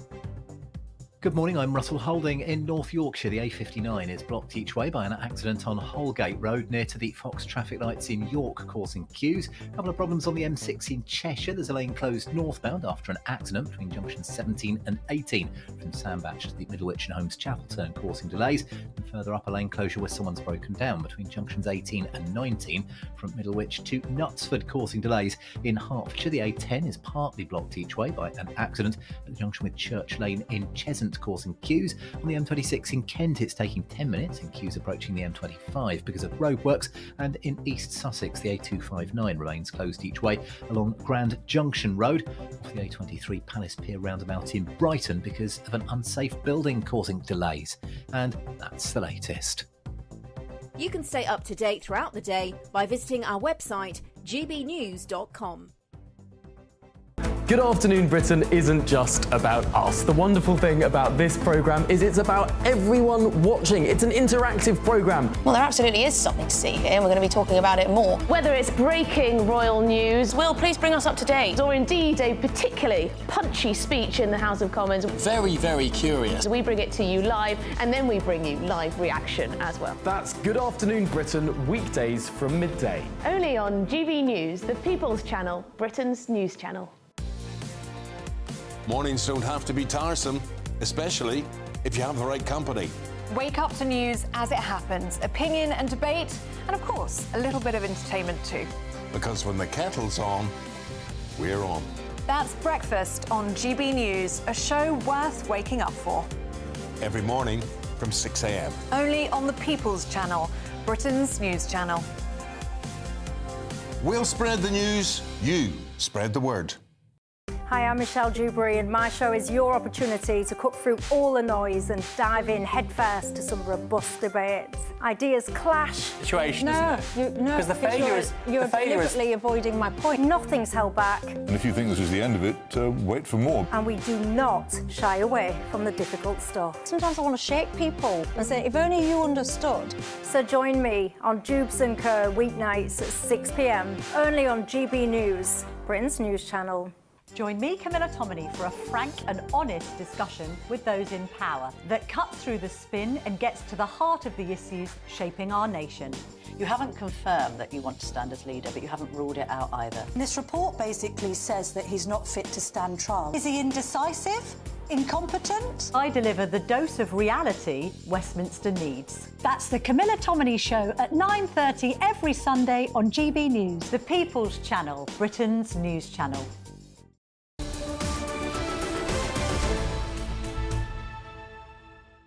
Welcome back to Britain's Newsroom. Now, of course, this NFU, National Farmers Union Conference, is happening in Westminster this morning. We thought there might be some disruption. This is what happened when Environment Secretary Steve Reed was talking earlier. There are farmers there. We can't take the audio. We believe there was some bad language used. This is farmers standing at the front of the stage, we presume men in suits, holding up banners. We don't know what it says on those banners at the moment. There are 1, 2, 3, 4 or 5 people holding up, men holding up signs. It's impossible to see who they might be. The security guards come along, they move them on, they tell them to put their signs down, and off they go. We don't know what message they gave to Steve Reed, but we can it was something like imagine. Scrap the inheritance tax raid. Yeah, maybe. Right, well, we will find out. We'll give you a little bit more information on that as it comes in. Now, the suspended Labour MP Mike Ainsworth has been sentenced to 10 weeks in prison for assault after repeatedly punching a man in the street. However, he's still an MP, collecting his £90,000 salary behind bars. So, should an MP lose their seat automatically if they're convicted of a crime? Let's speak now to social campaigner Winston Davies and political commentator, friend of the show, Piers Pottinger. Good morning to you both, gentlemen. Piers, let me come to you first. What should happen in this instance? Should it automatically trigger a by-election? Yes, I think so. And of course, had he been sentenced to over a year in prison, it would be automatic. But I do feel that if you're a convicted criminal, and which would prevent you working as a doctor, teacher, nurse, accountant, solicitor, and many other jobs, then surely an MP, which is someone who represents a community, should be on a par with those, and the process for the existing process is far too cumbersome because, for example, this MP is appealing against his sentence. That means you have to wait until that has been exhausted, and then, only then, can a petition be started. Then that takes 6 weeks. Then there'll have to be a by-election announced if that petition is successful, which it probably would be. So that would be another at least 4 weeks. So there's a long game being played by this particular MP, I suspect, so that he can continue to collect his salary. And I'm afraid, particularly as this was a violent crime, I think there's no question at all it should be an automatic end of an MP's career. Winston, a lawmaker shouldn't be a lawbreaker, and as Piers Pottinger points out, this was an especially violent crime. He didn't just punch the bloke once. He repeatedly struck him while he was on the ground. He's gone to prison. It's an outrage. He's drawing a £91,000 salary. How can he do his job as an MP in prison? He was elected democratically. If his constituents say that he should be not their MP anymore, then they should make the decision. It's like, when you look at him being actually in prison, I don't even think there should be an argument about whether he should even be there. You know, look at notable cases we've had over the last few months. Hugh Edwards, he should be in prison. You know, should this guy be in prison? Yeah, he should hold himself to a better standard as an MP. But you can see from the video circulated, he's had a few drinks. He's not, you know, with it. He's made error of judgment. A bad error of judgment, but I think it should be down to the constituents to decide, you know, whether or not he should be an MP or not. The average prison sentence in this country is 22 months or 96 weeks. This guy's been sentenced to 10 weeks. He's going to be out in 4 weeks. It's literally, you know, the lowest end of sentencing. This is where we're at right now. And actually, I mean, I don't even think it's such a bad idea that he's even in prison. Hundreds of people a year get killed by one punch in nightclubs, on the streets after kicking out time, Piers. This is a serious assault. The constituent who he hit went down like a ton of bricks. He was lucky not to get a head injury. Of course, yes. I mean, and also, I mean, he broke the law, and he broke it in a violent way. And he is a lawmaker, as Andrew mentioned there. And lawmakers should be, more than anyone, seen to be upholding the law. And I'm sorry, but constituents don't, determine whether someone breaks the law or not. The law determines whether someone breaks the law. And a violent crime from an MP is totally unacceptable. And I'm quite frankly amazed at Mr. Davies trying to defend this man's outrageous behaviour. I also cannot believe that any of his constituents want to see him continue in his role. OK, we've sadly run out of time, gentlemen. I guess, Winston, in your defence, you were defending democracy and the idea that this man was voted for. We'll pick this up again another time, because the leader of the Conservative Party, thanks, Piers, Kemi Badenoch, is giving a speech on foreign policy. We're going to drop in. Here she is. These matters is a second loss, while our adversaries are advancing. Fourthly, we must be realistic about our failures so we stop repeating them. Despite the loss of so many British lives, Afghanistan fell again to the Taliban. We helped force Gaddafi from power in Libya, but a failed state was left behind. We watched America set red lines for Assad in Syria, and then watched as Assad crossed them. Britain led the world and the West in support for Ukraine. I will always be proud of the support that the last Conservative government gave in the run-up to Putin's invasion and in those first crucial weeks and first few months of the war. We helped prevent Kiev falling, and we supported Ukraine in regaining territory that was initially lost to Russia. But it is also true that overall, the West has not done enough to support Ukraine. We were too ineffective, too indecisive, and too often behind the curve. As a result, Putin gained what he needed most: time. We now see the consequences. An end to the war is being negotiated while a fifth of Ukrainian territory is under enemy occupation. The danger is that aggression does not merely go unpunished, but ends up rewarded. Russia and other authoritarian regimes will be emboldened if that is how this war ends. And this is why it is absolutely critical that the Prime Minister succeeds in his talks with President Trump later this week. Fifth, we should not hide behind warm slogans or warm words like soft power or an ethical foreign policy as reasons for not promoting our national interest.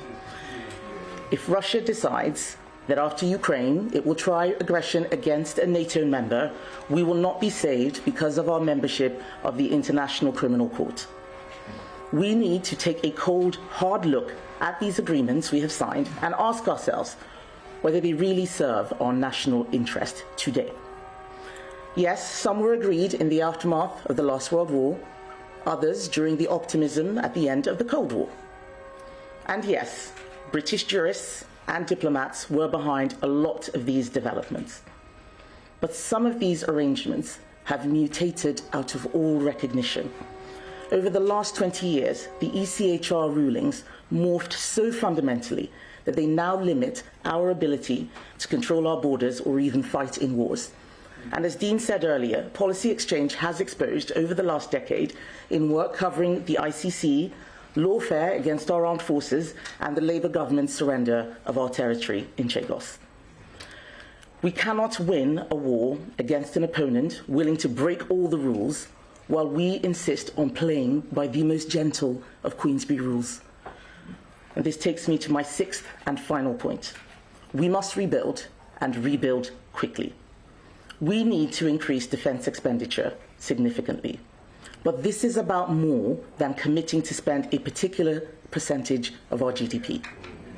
Of course, spend does matter, and 2.5% by 2030 was our funded commitment in the last government, but it was a down payment on more. Keir Starmer cancelled our plan and set us back. 2.5% by 2030 is now no longer sufficient. We must rebuild and go further and faster. Rebuilding will be achieved by having a plan to rearm based on an efficient, focused military, equipped with and trained to use the new kinds of weapons we have seen deployed to devastating effect in Ukraine. We also need to be honest enough to admit that military procurement still needs a fundamental redesign to be faster, more responsive, and deliver better value for taxpayers. The message should be simple. We must do what it takes to protect Britain. That means not just our independent nuclear deterrent, but also the ability to protect critical national infrastructure at home and under the sea. It means having the capability required to contribute meaningfully to NATO-led deterrence in Europe. Alongside this, we need to make sure that we have the infrastructure to keep Britain strong. We cannot put virtue signalling ahead of a realistic assessment of our national interest. That means prioritising our energy security, building our domestic R&D capabilities in key technologies of the future, such as uncrewed vehicles, while learning the lessons of Ukraine that our conventional ground strength still matters. It means defending industries vital to our resilience, including arms manufacturing. So we should not be suspending arms licenses to our allies on spurious political grounds. This sends the worst possible signal to countries thinking of buying from our domestic defence industry. And if we approach this challenge of rebuilding as a zero-sum game, as a simple choice between defence spending and public services to back it, there will be painful decisions for the government. There would have been for any government. But any country that spends more on debt interest than it does on defence, as the UK does today, is destined for weakness. I will back the Prime Minister in taking those difficult decisions to increase people. He should consider whether some of the 0.5% currently spent on development aid should be repurposed, at least in the short term, towards defence and security. And he should also look at making welfare savings to fund increased defence expenditure. But one decision shouldn't be difficult. He should scrap his disastrous plan to surrender the Chagos Islands and have British taxpayers pay for the privilege. A key difference between the Prime Minister and I is that I know we need a strong economy so we can pay for defence. We need a serious plan to get the British economy growing again. All of this is connected. We cannot rebuild or rearm while we're hounding farmers and businesses. We need to restore business confidence. We need to reduce the red tape and taxation. We need to remove the disincentives to work from our welfare system. The world has changed, and that familiar geopolitical architecture which we all grew up under is under threat. It's under threat from a new axis of authoritarian powers. It's Russia, China, Iran, and others. And if we fail to respond in the way that I have described, we will face a bitter reckoning sooner or later. 20 years ago, Irving Kristol talked of a conservative being a liberal who was mugged by reality. And on foreign policy, that is exactly what I have been, a conservative. Not a liberal, not a cosmopolitan internationalist, not a neocon, but a conservative realist. So that's Kemi Babe, not the Tory leader. She's speaking at the Policy Exchange think tank. Significant, she said 2.5% of GDP defence spending, which is the Tories' manifesto commitment, isn't enough. She didn't say what she'd raise it to, but she did say, and I think the voters would cheer that, move some of the international aid budget into defence spending. How much of it, Kemi? Why not half of it? Because we're giving £14 billion a year to international aid. So that's quite significant. She's also saying use some welfare savings to plough into defence spending. Yeah, but I'm not sure that Britain at the moment feels like... I might be wrong here, and no doubt you at home will tell me in the inbox, but I'm not sure we've got the appetite to spend money on more bombs and military apparatus when we can't afford to see the GP, you know, pay our fuel bills. I feel like the war feels quite a long way from here, and frankly, it should be. But a lot of that defence spending will not be going into tanks and troops. It will be going into cyber. It'll be bolstering. Well, even more reason people at home will go, I don't care about bolstering CCHQ. I want to be able to see my GP. But I think when we've got Trump in the White House saying, oi, you lot in Europe, you might be on your own. I don't think I want to rely on the French and Germans. She didn't win my vote, though. I can't lie by saying that. I'm going to spend more money on the military-industrial complex, make the bomb makers even richer. Well, interesting. What do you think about that? So I think she's tapping into... I think the public will... I think most people will support it, actually. The idea of we're not going to spend so much on foreign aid, I get that. But how many times? I mean, that is just red meat. Like, just throw that out to people, make them think they're stupid. But we're not going to spend so much money on poor people overseas. OK, great. But also, cut back... The welfare bill is ridiculously high now. Far too high. In this country? Yes. Yes, it is. Row back on that. Row back on your government. Tell us you're going to defend our liberties, smaller state. In the programme that people who've just come to this country, they work up to 16 hours, they get free pensions, free NHS. How is that so?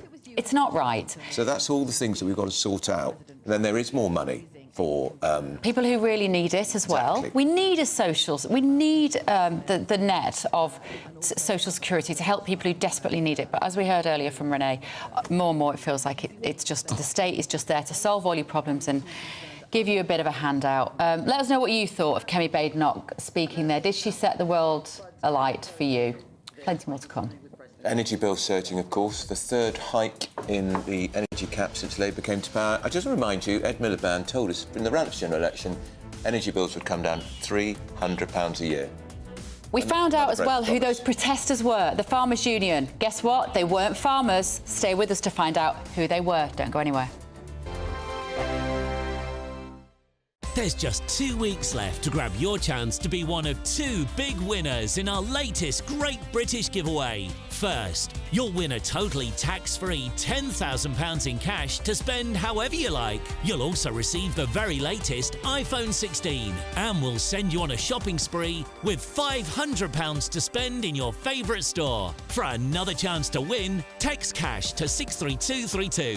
One entry costs £2 plus 1 standard network rate message, or text bonus to 63232. 5 entries cost £5 plus 1 standard network rate message. Go to gbnews.com/win. Entries start from just £2. Call 0903 681 3232. Calls cost £2 plus your network access charge, or post your name and number to GB11 PO Box 8690 Derby DE1 9TT. UK only. Entrants must be 18 or over. Lines close at 6 p.m. on the 7th of March. Please check the closing time if listening or watching on demand.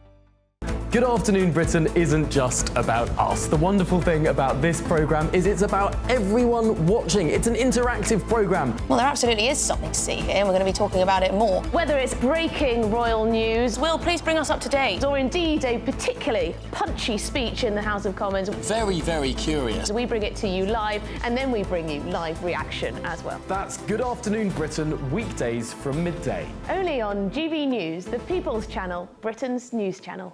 Join me, Camilla Tominey, for a frank and honest discussion with those in power that cuts through the spin and gets to the heart of the issues shaping our nation. You haven't confirmed that you want to stand as leader, but you haven't ruled it out either. This report basically says that he's not fit to stand trial. Is he indecisive?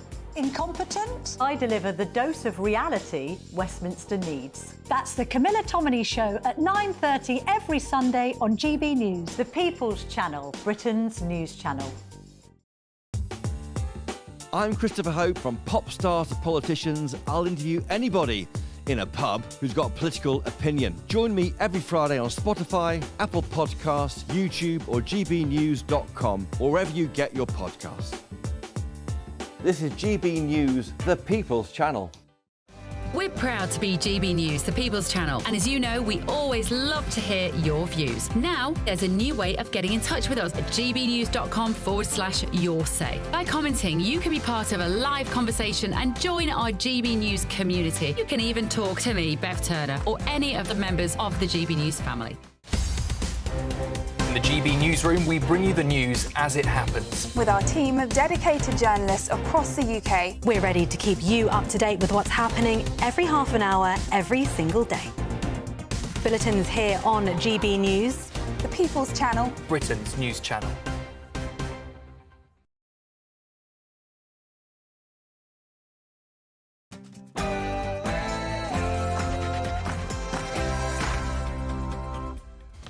Tuesday the 25th of February, live across the UK, Britain's Newsroom with Andrew Pearce and Bev Turner. Good morning, thanks for joining us. So energy bills are going to surge, we're very sorry to say. We're going to give you advice on how to manage the rising costs.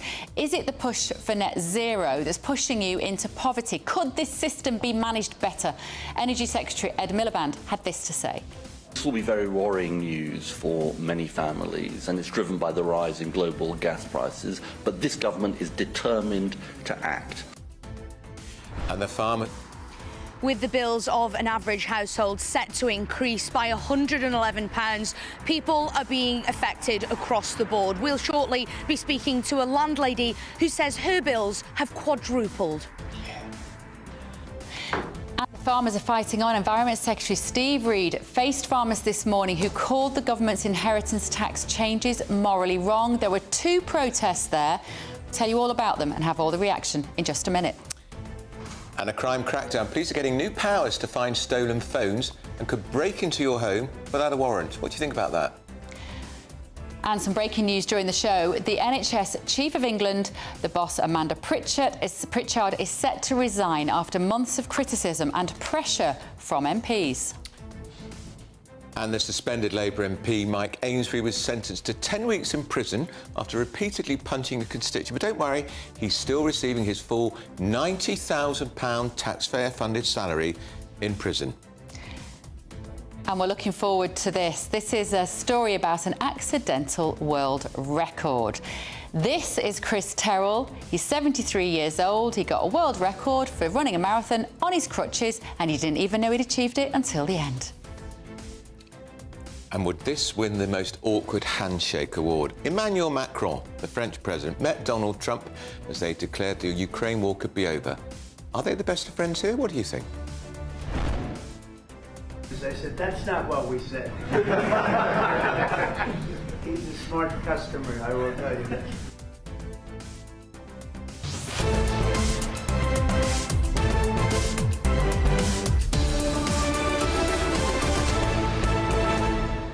So cringy. If you're listening on the radio, they do a kind of weird punching handshake thing where they sort of tussle back and forth a bit. Yeah. And if Trump sort of wins that round, so then Macron goes in for a little touch of the knee. He squoze his knee. I got told off for using the word squoze. Can't ever envisage two women leaders behaving like that. No. They just wouldn't. It's called willy waving, isn't it? I think it is. And we don't do that. We just wouldn't greet another woman like that. You just never would. Anyway, gbnews.com/your say. Let us know your thoughts this morning. Our political editor, Christopher Hope, has also just asked the leader of the Tories, Kemi Badenoch, a brilliant question at the Policy Exchange this morning. We're going to show you that. First, though, the very latest news with Sam.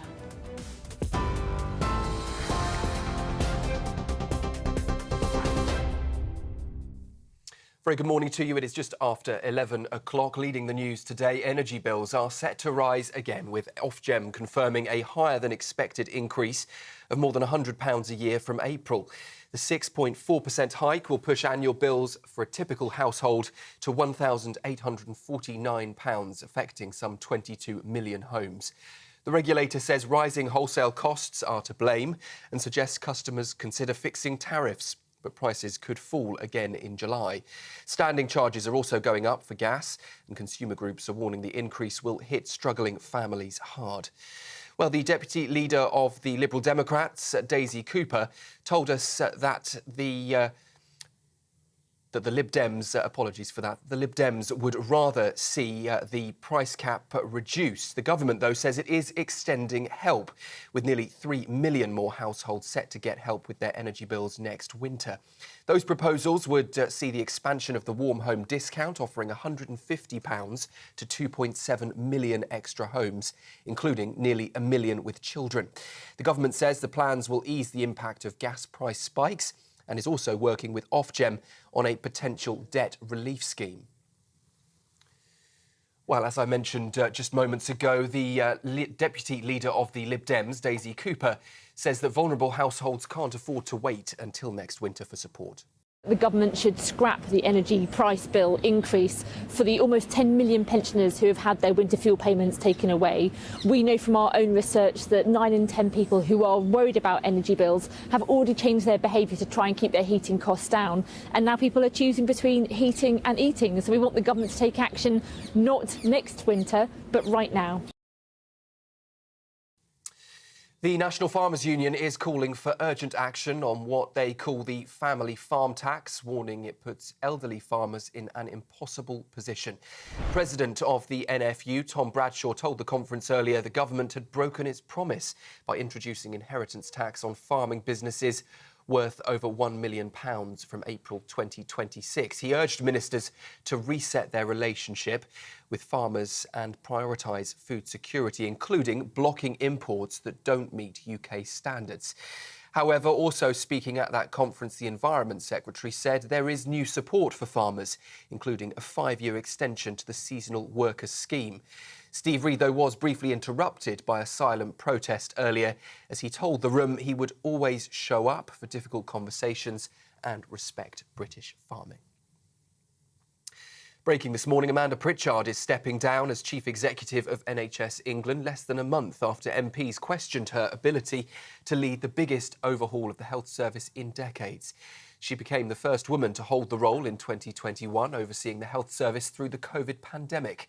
Calling it a hugely difficult decision, she said it had been an enormous privilege to lead the NHS. Sir James Mackey will now take over as interim chief executive, and he says it's an honour to lead as the NHS works with the government to deliver its 10-year health plan. Kemi Badenoch has argued this morning that Britain must put its interests first, calling it realism, not selfishness, in a major foreign policy speech. She's warned of painful decisions on defence spending and says the UK must be ready to disengage from global bodies if they're influenced by autocratic regimes. Well, her speech taking place right now comes as Sir Keir Starmer heads to Washington, where he's expected to discuss Ukraine and defence spending with US leaders. Well, let's take a listen now to what Kemi had to say moments ago. We can no longer hide behind vapid statements that were, at best, ambitious 20 years ago and are now today outright irrelevant. It is time to speak the truth. The world has changed and the UK is not ready. And police will no longer need a warrant to search a property for a stolen phone under new crime-fighting measures. Officers will be able to act faster using phone tracking data to locate stolen goods with approval from a senior officer instead of a court. The government's new crime and policing bill will also include tougher knife crime laws, bans on face coverings at protests, and new powers to tackle antisocial behaviour. The Home Secretary says it's about taking back our streets and restoring law and order. That's the news on GB News. I'll be back with you in half an hour. Now, though, it's over to Britain's Newsroom. For the very latest GB News direct to your smartphone, sign up to News Alerts by scanning the QR code or go to gbnews.com/alerts.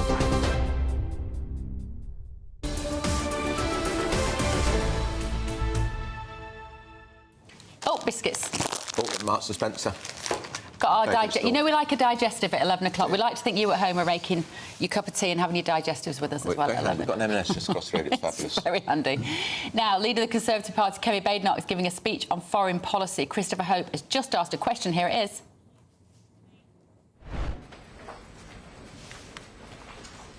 Chris Hope, GB News. Kemi Badenoch, two quick questions. On Beth's question there, yes or no, will you start work now, then, on planning to withdraw from the ECHR, given you've given a big hint today you're keen on that idea? You say 2.5% of GDP is not sufficient anymore by 2030 on defence. What's your new target for defence spending?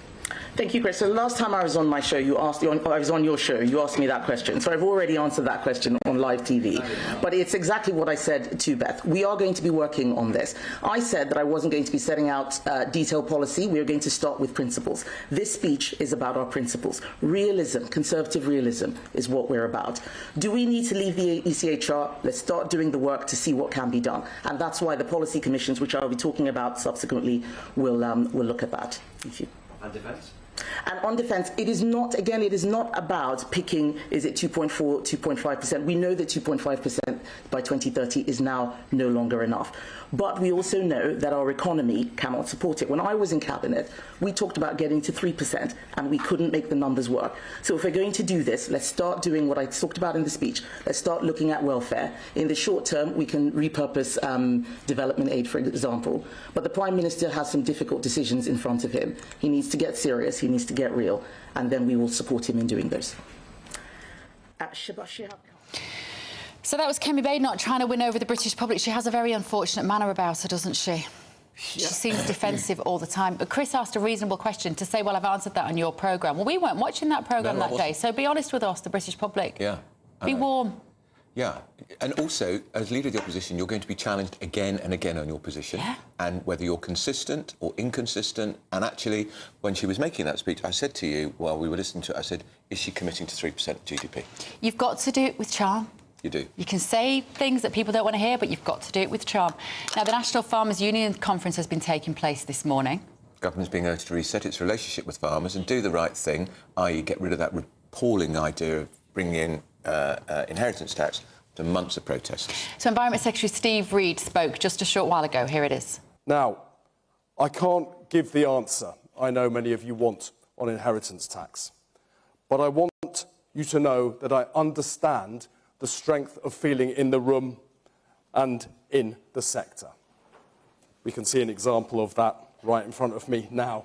And I am sorry it's a decision that we've had to take. Like I said, I'm always going to turn up to have the conversation with you. There's an opportunity to ask questions afterwards, and it might be better. So those protesters there when Steve Reed was speaking, we think that they were farmers. We couldn't see what it said on their banner. When Tom Bradshaw from the NFU was talking, PETA were there. Here it is. Here's the footage. Here it is. Thank you as well to our sponsors. Fruit for the planet. Farming animals is unsustainable. We must switch to plant-based. Oxford University said the most effective thing we can do to combat. If I'm not mistaken, that was one of the guys holding up the banner that snatched the poster off the two PETA girls wearing their orange masks, looking ridiculous. And of course, PETA is People for the Ethical Treatment of Animals. They are vegans. Do you think somebody should tell them that farmers also grow, you know, plants? They do. Things like that. We need them for the vegans and the meat eaters. Yeah. Let's talk now to Kelly Seaton, dairy farmer. Morning, Kelly. Morning. Morning. So I think we can probably imagine what might have been on the banners if they were farmers protesting. They must have been there protesting against Steve Reed. What is the main message that you farmers still want to communicate to politicians?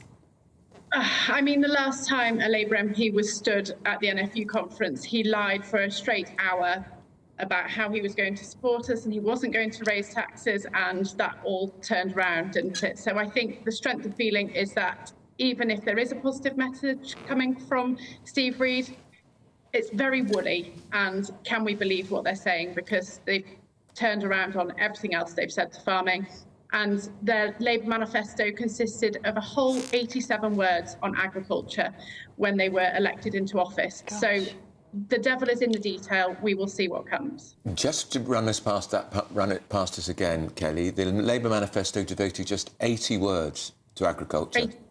87 words 87. My God. We'll give them the benefit of the doubt on the 7. Yeah, and you think how important farming is to this country and how many people agriculture employs. It rather shows they're not terribly interested in your sector. No, not at all. And traditionally, governments try and cause as much of the painful decisions to go through during the early part of their time in office. However, on this occasion, the inheritance tax changes will come into play about halfway through their term, which means that all of the examples that we are giving at the moment are going to become real-world examples towards the end of their 4-year period, when they are going to be wanting public support. Just check, 500,000 people work in British agriculture, Kelly, and they devoted 87 words to you. We were curious, Bev and I, is there going to be a point when farmers think Rachel in accounts, because let's be honest, it's the Chancellor of the Exchequer who decides these policies, decide the protest isn't working, we have to escalate it and possibly even disrupt the food chain? Potentially, it's a very difficult thing to achieve. The National Farmers Union, which is the conference that they're at today, was at a meeting with the Treasury last week. They put a clawback option on the table for the Treasury, which would have raised more money than what the APR, BPR changes are proposing, another 100 million. And they've shut the door in their face on that negotiation. Kelly, where do you go now? What do farmers do? You definitely, I would say, in my opinion, have the backing of the British public. The government as well, if they were here, they repeat this phrase, we are steadfast in our support for the farmers. How do you get through this maelstrom of kind of political activity and financial stress with the industry intact? So, yes, we have the support of the great British public, and we're super grateful to those and actually most media outlets now. Probably a huge thanks to GBNews for raising the flag on it initially, and then others have jumped on board, which we're really grateful for. I think at this point we need the backing of the rural Labour MPs. So that's going to be who we are trying to talk to, if they will talk to us, to try and get some change within Parliament. OK. All right, Kev. Kelly, good to see you, as Best of always. luck Kelly with your Seaton campaign. there, a dairy farmer. Now, from the 1st of April, the energy price cap is going to rise by more than 6%, hiking the average household bill to £1,849 a year. So that's the third increase in the cap since the election. It means for a typical household, it's a £9.25 a month going up. So this morning, Energy Secretary Ed Miliband said this. Have 6 million families getting the Warm Homes discount next winter as a result of our proposals. That's 1 in 5 families across the country. When the British people are facing hard times and these energy bills will make life harder for the British people, we're determined to act. What happened to the £300 a year he promised us was coming off our energy bills? What happened to it? Not yet. Well, let's talk to Sophie Reaper, our GB News North West of England reporter. She's in Manchester this morning, talking to people who are worried about this. Sophie, what are you hearing? Well, as you would expect, Bev and Andrew, people are extremely concerned about the news this morning that once again, for the third time in a row, energy bills are in fact going to be going up. Now, this morning, you'll remember we spoke with Mo, a resident in Manchester, who was telling us how concerned he is about how he's going to cope. Other people who are going to be affected are in the rental sector. So now we're joined by landlady Cyan Astley. Cyan, I know you own multiple properties around Manchester, and one of the big things you're concerned about is how you're going to balance being fair to your tenants whilst also being concerned with your own livelihood. Talk to us about that. So I think there's been a lot of talk, hasn't there, about older people and how the rise in electric prices are affecting them. I rent to primarily young professionals, and it's had a huge impact, a devastating impact on their household finances. And I don't think enough people are kind of talking about that, really. Young people, young renters, and how the high prices are affecting them. I've run these properties for 20 years and I'm really hands-on. So I take all the electricity meter readings and I know for each flat how much they use per year in terms of how many kilowatts they use. And one of the flats I calculated 4,900 units per year they use. It's gone up, so it stayed static about £40 to £60 per month for them. If the government hadn't been if the taxpayer hadn't been subsidising electricity bills, it would have been over £2,000. I think nearly £3,000 for one of the one-bed flats. That's per year. That's something like £250 a month. How do people afford that? How do my tenants afford that? How do they heat their homes? And not enough people are talking about that, I don't think. And in terms of you as a business owner, how are you going to mitigate that? I know your bills have gone up. You said they've quadrupled. Yeah. How are you going to manage that?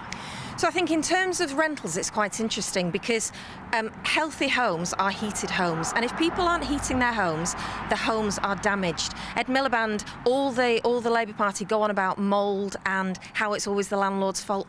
But if tenants and homeowners aren't heating homes because they can't afford to, those homes will be mouldy, and then therefore people's health will be affected. So it's not just money. And for me as a landlord, how do I manage that? How do I pay for that? Because people aren't heating their homes. Is it then down to the landlord to pay for the damage that's done to the house? I work really closely with my tenants. I talk to them about dehumidifiers, about opening windows, about relative humidity, all that kind of stuff. But it's really important, and these things aren't being discussed because if people aren't heating their homes are going to start falling apart. Thank you very much for joining us this morning, Cyan. There we are. Just another issue that's being caused by the spiralling cost of energy bills.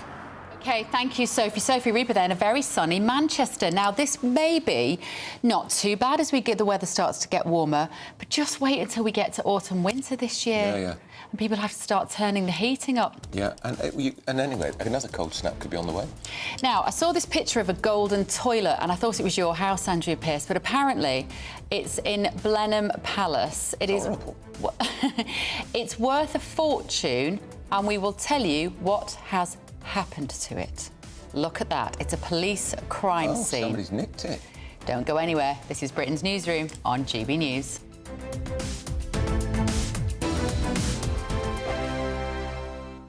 Headline Headliners on GB News 11 p.m. every night. It's got 3 top comedians going through the next day's newspapers so you don't have to read them, which is great. That's a good point. He's lying. I mean, maybe he's not lying. That's Headliners every night from 11 p.m. and 5 a.m. as well on GB News, Britain's news channel.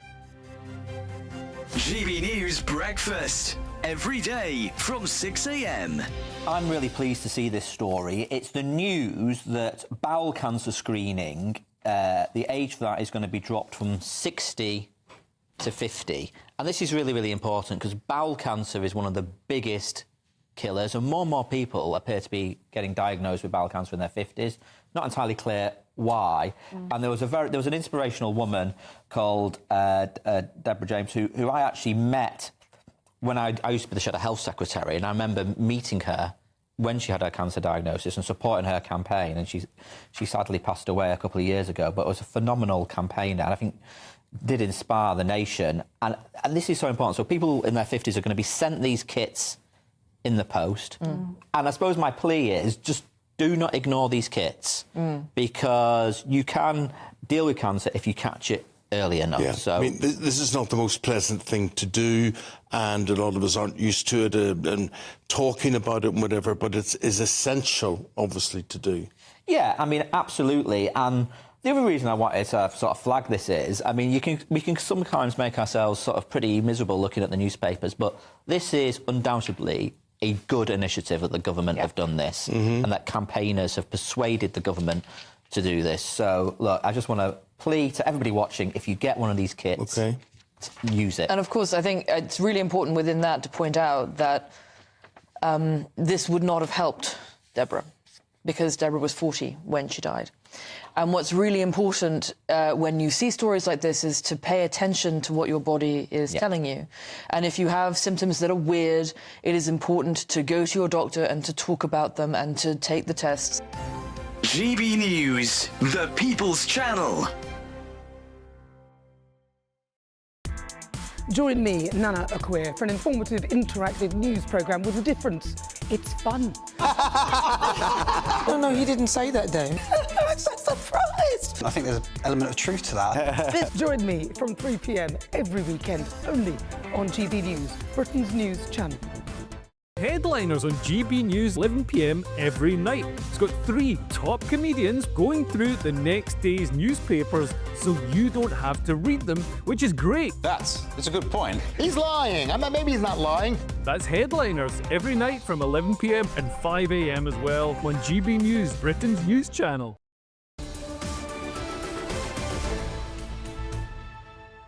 Let's do that.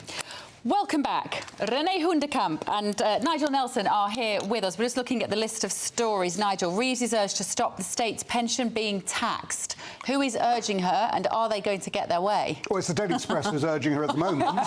And us. And will they get their way? Well, probably not. I mean, the argument seems to be that you've got a personal allowance of £12,570, which is tax-free. Everyone gets that. Pensions at the moment are going up. So the argument of the paper is that if they go up another 5% next year, it takes the pension into tax. But my view is that if you still have your personal allowance frozen, it's meant to be frozen till 2028, then that's the right thing. I mean, anybody who actually gets an income above personal allowance ought to pay tax regardless of age. So that's going to be potentially millions of pensioners paying tax for the first time. That would be everyone on the state pension. If this comes in, everyone on the state pension would pay tax. Does accounts want to lose the next election? Well, I mean, it doesn't help because pensioners are obviously the ones who vote. Does this not just throw a spotlight entirely on the fiscal drag of our personal allowances, which have not gone up forever, and now so many people are being dragged in? So every little bit they give in minimum wage increases, all of these bits, pensioners getting their triple lock, they just take back in tax now because they don't raise the personal allowance. It's a disgrace. And the number of people now have been dragged into the 40p tax rate. All sorts of people you wouldn't have expected. Exactly. Police officers, teachers, nurses. What's crime? And the ideology, Nigel, if you've worked really hard all your life, you've saved, you've put stuff into a private pension as well, you haven't taken the kids on holiday, you haven't gone with your hand out to the state, you've worked really hard because you want to enjoy your money in your retirement. The government are now coming for that. Yeah, I mean, obviously, if you have a private pension, you'll be taxed anyway. I mean, you would be taxed on that. The point here is, it's quite right. Let's raise the personal allowance. It'd be really great to actually end this freeze on thresholds, but the money is not there at the moment. So the argument I'm making is not that we shouldn't raise personal allowance. It is that anybody who comes into the tax rate should then pay tax regardless of their age. I do get infuriated by this. The money is not there at the moment. Every single thing they do is a choice with the money that they have. 22 billion on net zero craziness. Ukraine, a 100-year agreement where we're going to support them. More bombs going over with our money. Aid going to countries that don't need it. Brazilian farmers getting 500 million. The list is endless. They do have the money. They're choosing not to give it to people. OK, well, we'll look at the current problem is defence spending going up to 2.5%. That would cost you 5 billion. If it goes to 3%, as NATO wants us to do, that comes to 10 billion. If we do what Trump wants us to do, that would be an extra 70 billion pounds a year, and about the same as the NHS gets. Where do we prioritise our money going? We don't have to do what Trump tells us to do either, remember. We don't have to do what any leader of any other country tells us to do. Yeah, and also the NHS gets 200 billion. They get plenty. These are choices. We are choosing to impoverish people with this net zero. We are putting 22 billion pounds into carbon capture, which has never, ever worked. Well, your net zero is about... what we're actually spending at the moment on net zero a year is about 9 billion. So, 22 billion to carbon capture, Nigel. Well, but that's an overall figure. I'm talking about annual figures. So it's about 9 billion overall for climate change policies. So if then you were looking at your defence side of it, it doesn't even touch the sides if you ever want to get there. Didn't spend the 22 billion on carbon capture over the lifetime of Parliament, that would take pensioners. You could raise the pensioners' personal allowance, you could raise the 40p tax personal allowance. A lot of people would be taken out of tax, they'd have more spending power. And then you abandon that, and then you abandon net zero. Well, I don't think carbon capture necessarily even works. Carbon capture has never been proven to work. It's failed every single time we've tried it. So let's do other things for net zero if you want to do things for net zero, which I don't particularly. No, I don't. But 22 billion for carbon capture is ideological madness. Yeah, but if you can make it work... But what if you can't? That's a lot of money to lose. Well, I mean, that goes back to things like Rwanda never had any proof that would work. That at the moment you're developing stuff to Nigel, this is like jumping out of a plane and hoping you're going to invent the parachute on the way down. It's crazy. It's quite a difficult analogy to argue with that, isn't it? But, I think insulation, I keep saying, have all our houses insulated better, we can all use less energy. Yeah, I mean, it's a starting point. Have our drains cleaned so that places don't flood. Yes. Have our rivers dredged. Yeah, have every new house that's built completely self-sufficient. Oh, yeah, absolutely. All the new houses. Yeah, we're on the same side on that one. What is harder Labour? Daily Mirror pages 2 to 3, Renee. So these are the new law and order laws that they want to put on legislation that make it easier for police to actually catch criminals, apparently. So one of the ones that Nigel and I have been talking about this morning is that they will know if you, Bev, have your phone stolen and you tell them it's in my house, they can come and search my house without a warrant. I think that's outrageous, number one. Even though you know your phone is in there, it's outrageous. Why? We have warrants for a reason, so that they just can't pitch up and tip into anybody's house at any time of day and do what the damn hell they want to. That's number one. Number two, we don't have any police to go and get your phone back from a house anyway. So we're wasting time in Parliament inventing new laws, putting it on statute books for things that will never happen. And Renee, if the thief is bright enough to turn the phone off, you won't know which house they're taking it into. That is the big flaw in this policy, apart from the libertarian point. Yeah, but I mean, before I came in here, I was talking to a police officer and they were saying, look, we haven't got enough police officers to do it. And secondly, what happens if that person says, no, you can't search my house? It'd be very difficult for the police to burst in on that. Knock the door down. However, everyone's been demanding these kind of laws. So it's not just on mobile phones, it's on shoplifting, it's on kids being groomed for gangs, it's extra penalties for selling knives. So we keep demanding that the government do something. Well, who's we? I don't. Well, you don't want the government to do anything on crime? I want the police to use the laws that they already have to solve all of those crimes. Well, but these are actually increasing penalties for certain crimes, like the knife crime I've just mentioned. So, what, like 15 years ago when they said if you're caught carrying a knife, you get 5 years in prison. yeah, It'd be tougher than that. And this is now, if you're selling a knife, it'll go up from 6 months to 2 years. They're not going to prison, not for a day. And when it comes to shoplifting, the idea the police don't do anything under £200, now they would actually have to act. So but they won't. There's no police officers it's around, all Nigel. Tinkering around. They're too busy knocking on a school administrator's door saying, "Oi, you put something on Facebook which is potentially offensive." It wasn't offensive. And I mean, and sex pests, apparently it'll make it easier to arrest sex pests. 75% of paedophiles do not go to prison already. We need a complete reset of the social contract. This is the problem. When young people think it's OK to go into a shop and just fill a rucksack full of bottles of vodka and go out the front door and nobody does anything, everything about our society has gone wrong.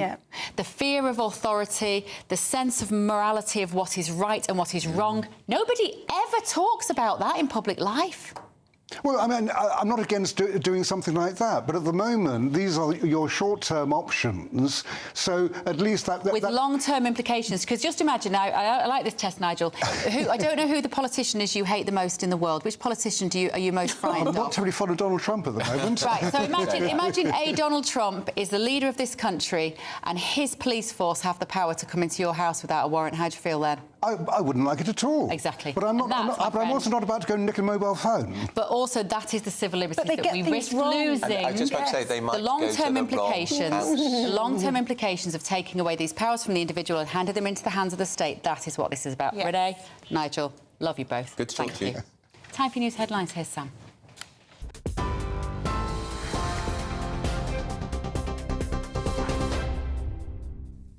Very good morning to you. It's just coming up to 33 minutes past 11. The top story today, energy bills are set to rise once again, with Ofgem confirming a higher than expected increase of more than £100 a year from April. The 6.4% hike will push annual bills for a typical household to £1,849, affecting 22 million homes. The regulator says rising wholesale costs are to blame and suggests customers consider fixing their tariffs, but prices could also fall again in July. Standing charges are also going up for gas, and consumer groups warn the increase will hit struggling families hard. The government, though, says it is extending help, with nearly 3 million more households set to get support with their energy bills next winter. Those proposals would expand the warm home discount, offering £150 to 2.7 million extra homes, including nearly 1 million with children. The government says the plans will ease the impact of gas price spikes and is also working with Ofgem on a potential debt relief scheme. Well, Energy Secretary Ed Miliband says expanding the discount will help protect millions of families from rising costs. But Deputy Leader of the Lib Dems, Daisy Cooper, says vulnerable households can't afford to wait until next winter. The government should scrap the energy price bill increase for the almost 10 million pensioners who have had their winter fuel payments taken away. We know from our own research that 9 in 10 people who are worried about energy bills have already changed their behaviour to try and keep their heating costs down. And now people are choosing between heating and eating. So we want the government to take action not next winter, but right now.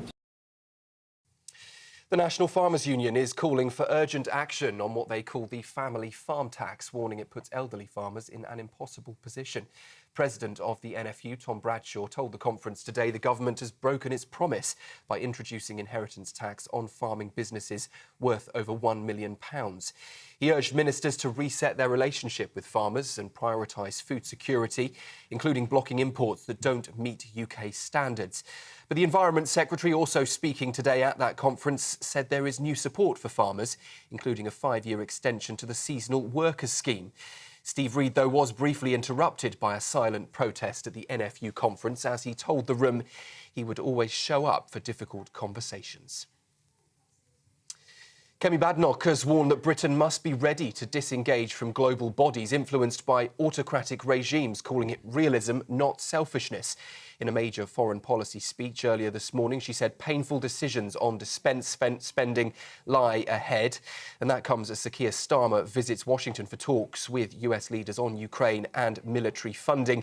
Labour, though, says Badenoch was part of a government that's weakened the UK's armed forces and global spending.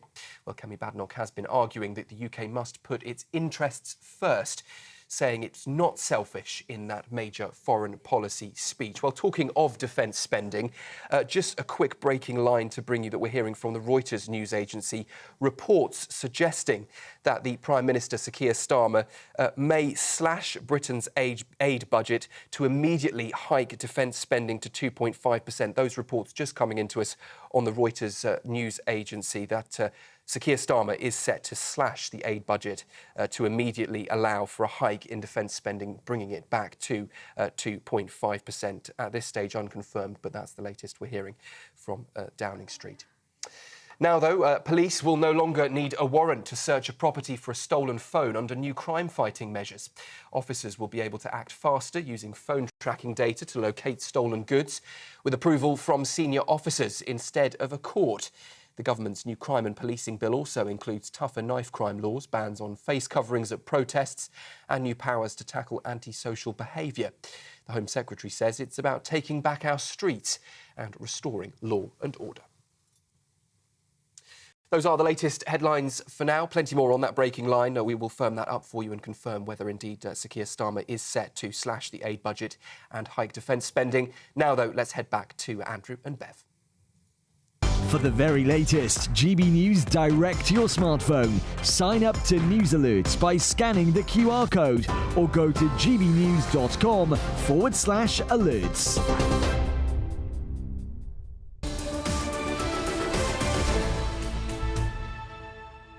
Tom and Emily are here. We are indeed, and we bring you news. Oh, really? We're bringing you news? The Prime Minister will be speaking at 12:30. Gosh, I can't wait. Making a statement on defence. Could he be, finally, raising defence spending? But more pertinently, what does that mean for all the other budgets? Does that mean higher taxes? Does that mean spending cuts? Where's the money coming from? He's been giving quite a lot of speeches recently. Yeah. And you gave the last one quite the reception, didn't you, Andrew? He fell asleep. It was so boring and so no passion. No, why can't he do it without notes? I don't know. It's not acceptable, really. But this is different though, because he's speaking in the House of Commons. Right. So it's not a sanitised room with only his, voice coach with him or whatever else is going on in the room. This is a bawdy chamber where if he speaks in a sort of stilted and nasal way, which he will, people will shout at him. Yeah. So it will be more entertaining in that sense. Yeah. Interesting. But and of course, Badenoch's done the speech today suggesting that she's going to raise defence spending. Badenoch's done a defence speech. Starmer's making one in the Commons. We've got the Farmers' Conference today. We've got energy bills going up. It seems just from every angle there is news. We're getting clobbered. We're getting clobbered. The taxpayer is going to be clobbered, and we're going to be clobbered some more, because where's Rachel Reeves going to find this money? I'm not saying it's not a good idea to raise defence spending. I think it is. But where is that money going to come from? Is Keir Starmer going to tell us? Isn't this the cynical timing of the speech because of the energy cap? Right. Suddenly, well, here's the thing. Of course, we're going to be covering the speech. We're not letting the energy price cap fall off the news. We've been talking about it all morning. It is really 28% higher than analysts thought that rise would be. I mean, this is a serious miscalculation from someone along the line. Yeah. But also, not just... I mean, analysts did think there would be a rise. They just didn't think it would be as large as it was. Surely it's game over for Ed Miliband now. And this is all in the context of the government promising to cut bills. Yeah. Yeah, They made that very clear. Do you ever analyse your gas and electricity bill? Do you have that much time on your hands? They've been telling me to give a meter reading for months. I need to do that. I've probably been paying too little. Probably find out and whack you will. with a huge You get thousands of pounds. It's God! I'm with one of these fun companies where if you put in a meter reading, you get to spin a little wheel and you get prizes. That's the. And that is how they win people over with the gimmicks. He's there with his little smart reader. Ooh. I would. I've only used £2 today. It makes going over, putting in those numbers, it makes it a little bit worthwhile. I mean, you don't win anything, but you do get to see the wheel whiz round and round and round. Little things, please, little minds. Honestly. Right, next thing, we're going to be talking about a big thing. This is a great story. The marathon runner who was amazed to discover he's now a world record holder. He's going to be talking to us. This morning, he ran the marathon on crutches. He's 73 years old. But first, if you want some winter sun, here are our top European holiday destinations.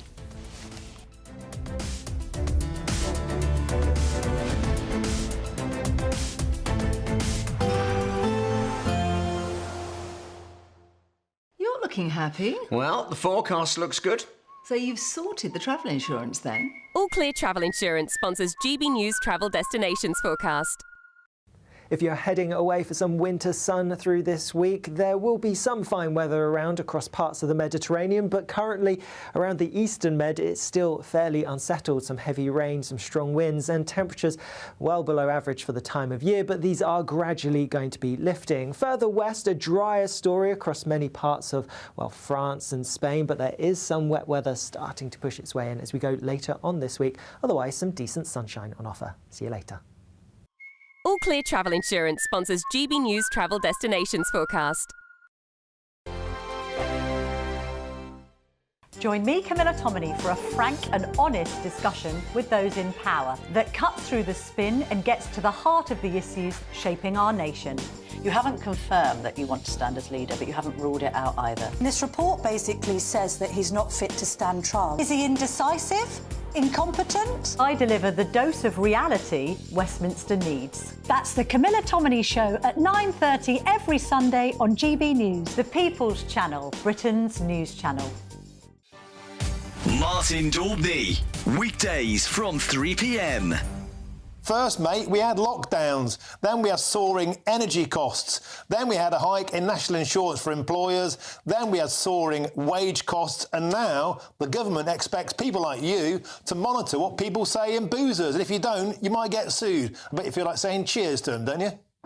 Look, it just looks like another war on pubs, you know.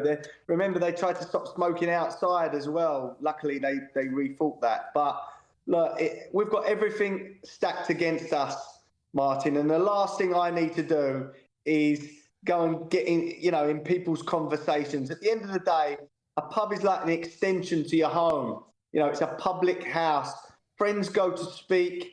Friends go to meet, unwind after work. It's none of my business what you're talking about.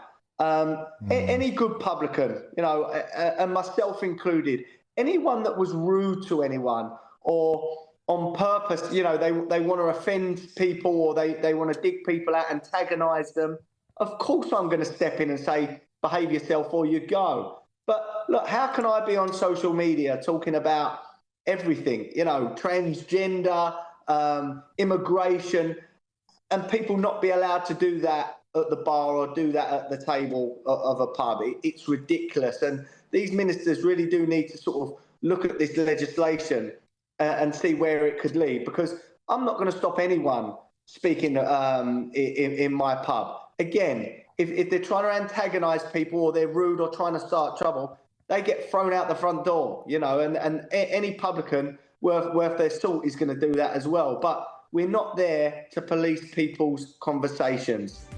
GB News, the People's Channel. Exciting news. Every Friday, my Patrick Christie's Tonight Show is going to have a twist to it. We're welcoming some special guests. You. That's right, on Fridays I'm going to be doing my show in front of a live studio audience, because this show is about you and what you have to say. It's going to be the same big debates, same big topics, same big opinions. But every Friday night at 9 p.m, you are invited to come on down to Patrick Christie's Tonight to be a part of the action. Only on GB News, the People's Channel, Britain's news channel.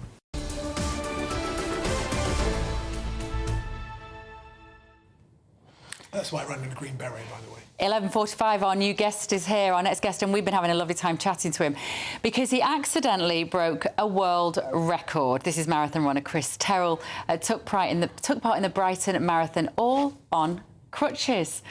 Chris, tell us the story. So how did you get set about doing the marathon on crutches in the first place? Well, I'm a keen marathon runner. I've run over 50 in my time. What's your average time? Just over 3 hours. Brilliant. Wow. Really, your age, that's incredible. Forgive me, but in your early 70s, late 60s, you'd be running a 3-hour marathon. No, I can't claim that. About 3.5 now. Okay. Oh yeah. But my best time, my best time when I was about 40 was 3 hours and 20 seconds. Incredible. So I was just 20 seconds off breaking 3 hours. Anyway, that's another story. So how did you end up on crutches? So I was playing cricket. And after a lifetime of playing rugby and boxing and judo and all sorts of things, it's cricket that got me in the end. Gentle game Sunday afternoon cricket. I leapt for a high ball on the boundary, missed it by miles, and came crashing down on a sharp tree stump which shattered my right hip. Oh. Ouch. There was some old age arthritis in there as well, so it all came together. So I struggled on for a few months, and then eventually my surgeon said, yeah, we've got to whip that out, put a new one in. How did your surgeon feel about you running the Brighton Marathon with your new hip but on crutches? Did he think that was a good idea? Well, I have to say, he's only just now beginning to talk to me again. And how long did it take you? Sorry? On crutches. How long did it take you on the crutches? 6 hours, 11 minutes and 11 seconds, exactly.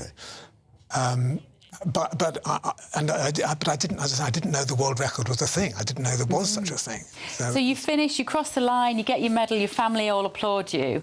And then at what point did you realise you'd set this world record? Well, I mean, if I can just take you back a little bit, when I was on the starting line, I thought I'm just going to amble around. I'm not going to be stupid. I was raising money for my charity, which is the Royal Navy Royal Marines charity, which is why I'm wearing a green beret. But as I crossed the starting line, Paula Radcliffe, the great Paula Radcliffe, who's my hero, who was starting the race, clocked me, gave a sort of comedic double take and said, "Oh, good luck, man with crutches." And I thought, well, I've been a shout-out from Paula Radcliffe. I've got to put some effort into this. So I pushed it a bit. Honestly, once a sportsman, always a sportsman. That's such a special mindset. And were you raising money for your charity? Yeah. Just tell us what the charity does. Royal Navy Royal Marines charity is a fantastic charity. It looks after injured military personnel from the Royal Navy Royal Marines and also looks after bereaved families as well. But Chris, you break the world record, but you don't know what. No. And then, so who alerted you to the fact? A friend of my running club, London City Runners, said, "Oh, Chris, I think you might have broken the world record." And I looked it up, and the existing record was 6 hours. 24 minutes and 48 seconds. So I contacted Guinness World Records and they said, "Oh, OK, sorry, but we can't accept this retrospectively. We can't ratify it because we didn't have anybody there to umpire it." Yeah. So then Brighton Marathon people, who've been fantastic, I have to say a big shout out to them, stepped in and said, "We've got all his times." Yeah. Every 5 kilometre split time, 100 photographs. And so it's taken nearly a year, but Guinness World Records said, "It's yours." You've got that on your CV. I love it. Congratulations, 73, Chris. 6 hours, 11 minutes. A world record holder, something Bev and I will never be. Never say never, Andrew Pearce. Right, we are going to take a very quick break now. Don't go anywhere. This is Britain's Newsroom. A potentially world record. Good morning. Here's your latest GB News weather update from the Met Office. Plenty of sunny spells on offer today, but also plenty of showers. And some of these could be a bit heavy with the risk of a little bit of hail and some thunder too. Through this morning, the showers are most frequent across northwestern parts. But as we go through the day and into the afternoon, they are going to become a bit more widespread, spreading across many parts, though towards the southeast, largely avoiding them here. Like I said, some of the showers could be on the heavy side and there could be a bit of hail and thunder mixed in with them as well. Temperatures are around or a touch above average for the time of year. Many places towards the south getting into double figures, highs of around 11 or 12 Celsius. More showers to come as we go towards the end of the day, but like I said, fewer showers towards the southeast of the UK, so a largely dry evening here with some clear spells, perhaps a greater chance of a few scattered showers across more western parts of England and Wales. Plenty of showers still to end the day across Northern Ireland and much of Scotland too, especially towards the west. Some of them here still on the heavy side, and there could be a bit of winteriness, perhaps a little bit of sleet or snow over the highest ground. But as we go overnight, we are going to see most of of those showers clearing away, and we are going to have largely clear skies, particularly towards the east, clinging onto those clear skies. Meanwhile, further west, the cloud is going to build. We're going to have some rain pushing in and some strengthening winds too. Where that happens, temperatures are going to pick up as we go through the early hours of tomorrow morning, but in the east it is going to stay quite chilly. There could be a touch of frost in some places, also some mist and fog patches as well. That wet weather in the west does spread its way east and southeastwards as we go through Wednesday. There's likely to be a bit of sleet and snow over the higher ground of the hills, and there could even be some rumbles of thunder as that rain pushes through. There will be some brighter weather ahead and behind the rain, but also plenty of showers feeding in through the afternoon too, and temperatures down a nudge compared to today. Bye-bye. Headliners on GB News 11 p.m. every night. It's got 3 top comedians going through the next day's newspapers so you don't have to read them, which is great. That's a good point. He's lying. I mean, maybe he's not lying. That's Headliners every night from 11 p.m. and 5 a.m. as well on GB News, Britain's news channel. Join me, Nana Okoye, for an informative, interactive news programme with a difference. It's fun. No, he didn't say that, Dave. I'm so surprised. I think there's an element of truth to that. Join me from 3 p.m. every weekend, only on GB News, Britain's news channel. If you want your news to be straight talking... This is a nightmare for the Conservatives again. Down to earth. It's not just Nottingham where this is happening, is it? And most importantly, honest. Hard-working, middle-class taxpayers, they'll get their book thrown at them. Then catch me, Martin Daubney, Monday to Friday, 3 till 6 p.m. on GB News, Britain's news channel.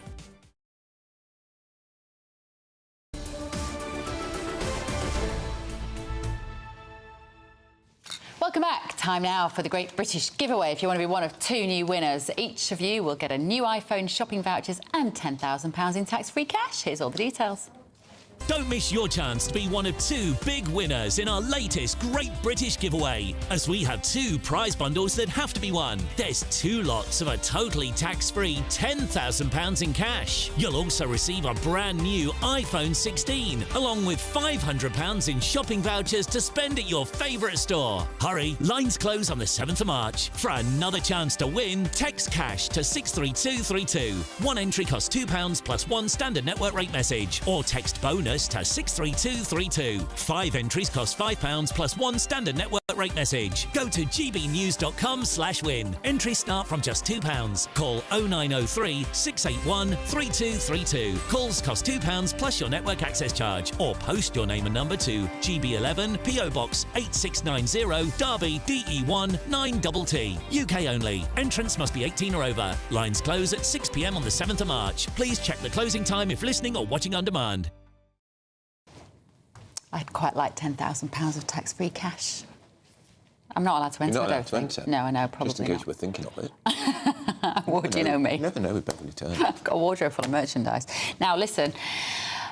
Caroline says, I think you, Bev and Andrew should do the London Marathon 3-legged. You never want to see me ever again. Yeah. Be the death of me. Are you asking me or the viewers? We would not be doing the London Marathon in a 3-legged race. I've got to say, though, Chris Terrell, what an extraordinary man. He's fantastic. He looks 55, he so does, said on and here. he does the flipping marathon on crutches. Apparently, 6 hours, 11 minutes. Apparently there's some good footage of him on YouTube, and there'll be some footage of him on GB News socials as well this afternoon. Let us know what you... here we go. Next created problem. This is about pensions being taxed. Not Far has said, my wife has 1 income state pension, nothing else. It's approaching the tax threshold, which cannot be taxed. Where are you going to get the tax from? And at what cost? It's political suicide if the government do this. Yeah. It really is. Pensioners, I mean, do they just not want pensioners to ever vote Tory Labour again? Thanks for all of your interactions with us this morning. We'll be doing it all again tomorrow morning from 9:30. Emily and Tom are here. See you tomorrow. OK, well, remember when Ed Miliband promised us all that Labour would be the party to cut our energy bills? Well, its energy bills up again. Not once, not twice, but 3 times now since Ed Miliband took office. Well, we're also going to be looking at a statement from the Prime Minister live in the House of Commons in not too much time now. Might defence spending finally be shooting up? And who will foot the bill? That's after your weather.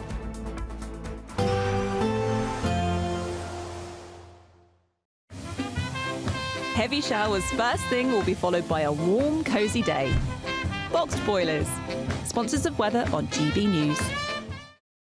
Good morning. Here's your latest GB News weather update from the Met Office. Plenty of sunny spells on offer today, but also plenty of showers. And some of these could be a bit heavy with the risk of a little bit of hail and some thunder too. Through this morning, the showers are most frequent across northwestern parts. But as we go through the day and into the afternoon, they are going to become a bit more widespread, spreading across many parts, though towards the southeast, largely avoiding them here. Like I said, some of the showers could be on the heavy side and there could be a bit of hail and thunder mixed in with them as well. Temperatures are around or a touch above average for the time of year. Many places towards the south getting into double figures, highs of around 11 or 12 Celsius. More showers to come as we go towards the end of the day, but like I said, fewer showers towards the southeast of the UK, so a largely dry evening here with some clear spells, perhaps a greater chance of a few scattered showers across more western parts of England and Wales. Plenty of showers still to end the day across Northern Ireland and much of Scotland too, especially towards the west. Some of them here still on the heavy side, and there could be a bit of winteriness, perhaps a little bit of sleet or snow over the highest ground. But as we go overnight, we are going to see most of those showers clearing away, and we are going to have largely clear skies, particularly towards the east, clinging onto those clear skies. Meanwhile, further west, the cloud is going to build. We're going to have some rain pushing in and some strengthening winds too. Where that happens, temperatures are going to pick up as we go through the early hours of tomorrow morning, but in the east, it is going to stay quite chilly. There could be a touch of frost in some places, also some mist and fog patches as well. That wet weather in the west does spread its way east and southeastwards as we go through Wednesday. There's likely to be a bit of sleet and snow over the higher ground of the hills, and there could even be some rumbles of thunder as that rain pushes through. There will be some brighter weather ahead and behind the rain, but also plenty of showers feeding in through the afternoon too, and temperatures down a nudge compared to today. Bye-bye. Expect a warm front, moving from the kitchen right through to the rest of the house. Boxed boilers. Sponsors of weather on GB News. Don't miss your chance to be one of 2 big winners in our latest Great British giveaway, as we have 2 prize bundles that have to be won. There's 2 lots of a totally tax-free £10,000 in cash. You'll also receive a brand new iPhone 16, along with £500 in shopping vouchers to spend at your favourite store. Hurry, lines close on the 7th of March. For another chance to win, text cash to 63232. One entry costs £2 plus 1 standard network rate message, or text bonus to 63232. 5 entries cost £5 plus 1 standard network rate message. Go to gbnews.com/win. Entries start from just £2. Call 0903 681 3232. Calls cost £2 plus your network access charge, or post your name and number to GB11 PO Box 8690 Derby DE1 9TT. UK only. Entrants must be 18 or over. Lines close at 6 p.m. on the 7th of March. Please check the closing time if listening or watching on demand. Good Afternoon Britain isn't just about us. The wonderful thing about this programme is it's about everyone watching. It's an interactive programme. Well, there absolutely is something to see here, and we're going to be talking about it more. Whether it's breaking royal news, Will, please bring us up to date, or indeed a particularly punchy speech in the House of Commons. Very, very curious. We bring it to you live, and then we bring you live reaction as well. That's Good Afternoon Britain, weekdays from midday. Only on GB News, the People's Channel, Britain's news channel. Hi, I'm Michelle Dewberry, and my show is your opportunity to cut through all the noise and dive in headfirst to some robust debates. Ideas clash. Situation, isn't it? Because the failure is... You're deliberately avoiding my point. Nothing's held back. And if you think this is the end of it, wait for more. And we do not shy away from the difficult stuff. Sometimes I want to shake people and say, if only you understood. So join me on Jubes & Co. weeknights at 6 p.m, only on GB News, Britain's news channel. I'm Christopher Hope. From pop stars to politicians, I'll interview anybody in a pub who's got a political opinion. Join me every Friday on Spotify, Apple Podcasts, YouTube or gbnews.com, or wherever you get your podcasts. This is GB News, the People's Channel. In the GB Newsroom, we bring you the news as it happens. With our team of dedicated journalists across the UK, we're ready to keep you up to date with what's happening every half an hour, every single day. Bulletins here on GB News, the People's Channel, Britain's news channel. proud to be GB News, the People's Channel. And as you know, we always love to hear your views. Now, there's a new way of getting in touch with us at gbnews.com/your say. By commenting, you can be part of a live conversation and join our GB News community. You can even talk to me, Bev Turner, or any of the members of the GB News family.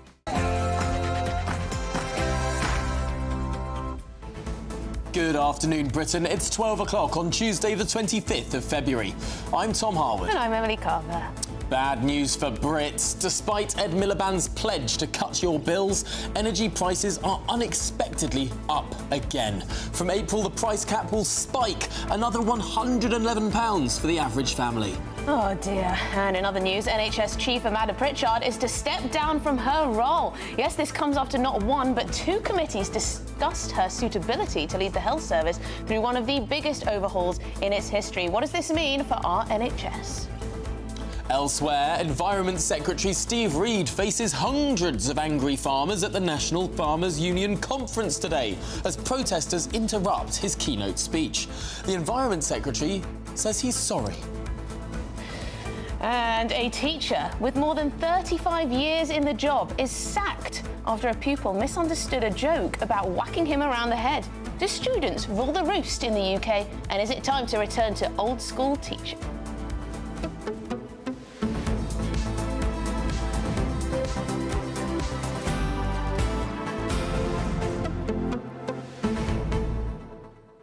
It's a busy news day today. Not only has the Environment Secretary been heckled, not only are our energy bills shooting up, not only has Kemi Badenoch made a serious speech on security, but we're expecting the Prime Minister too to stick his ear into it, and could we well see defence spending finally going up? There's a lot going on, isn't there?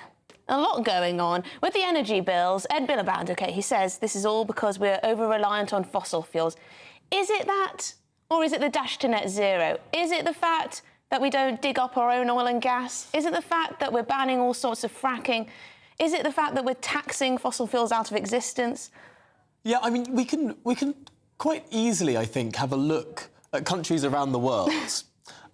Because politicians always say this. They have only fossil fuels. Politicians always say this, right? You know, net zero is such an economic opportunity. I mean, we need to get away from fossil fuels as quickly. I mean, is Saudi Arabia poor?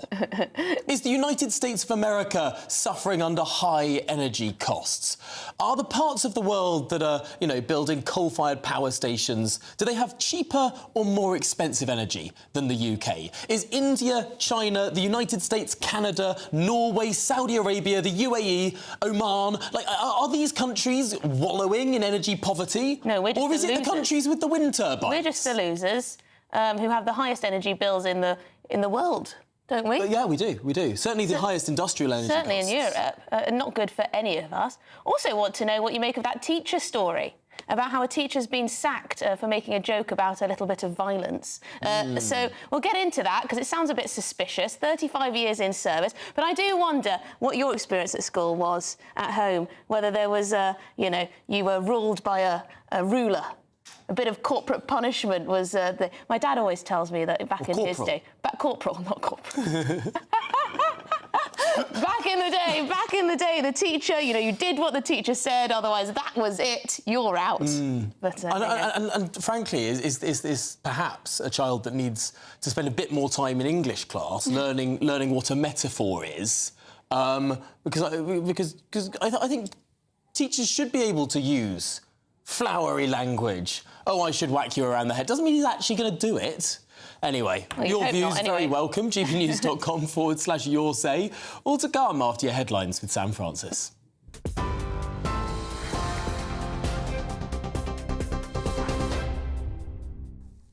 Very good afternoon to you from the newsroom. Just after midday, we start with breaking news this lunchtime that Sir Keir Starmer is reportedly expected to announce a major plan to boost defence spending to 2.5% of GDP, with a statement set for just after 12:30 in the Commons, which we will, of course, be bringing to you live here on GB News.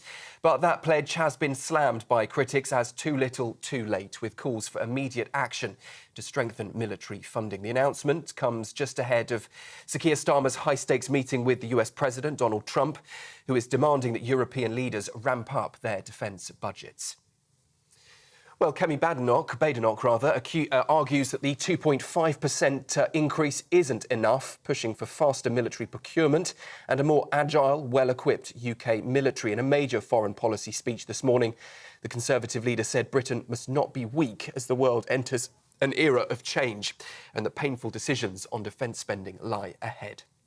Well, let's take a listen to what the Conservative leader had to say earlier. We can no longer hide behind vapid statements that were, at best, ambitious 20 years ago and are now today outright irrelevant. It is time to speak the truth. The world has changed and the UK is not ready. In other news, energy bills are set to rise again, with Ofgem confirming a higher than expected increase of more than £100 a year from April. The 6.4% hike will push annual bills for a typical household to £1,849, affecting 22 million homes across England, Scotland and Wales. The regulator says rising wholesale costs are to blame and suggests customers consider fixing tariffs. But prices could fall again in July. Standing charges are also going up for gas, and consumer groups are warning the increase will hit struggling families hard. The government, though, says it is extending help, with nearly 3 million more households set to get support with their energy bills next winter. Those proposals would expand the warm home discount, offering £150 to 2.7 million extra homes, including nearly 1 million with children. The government says the plans will ease the impact of gas price spikes and is also working with Ofgem on a potential debt relief scheme. Well, the Energy Secretary, Ed Miliband, says expanding the discount will help protect millions of families. But the Deputy Leader of the Lib Dems, Daisy Cooper, says vulnerable households can't afford to wait until next winter. The government should scrap the energy price bill increase for the almost 10 million pensioners who have had their winter fuel payments taken away. We know from our own research that 9 in 10 people who are worried about energy bills have already changed their behaviour to try and keep their heating costs down. And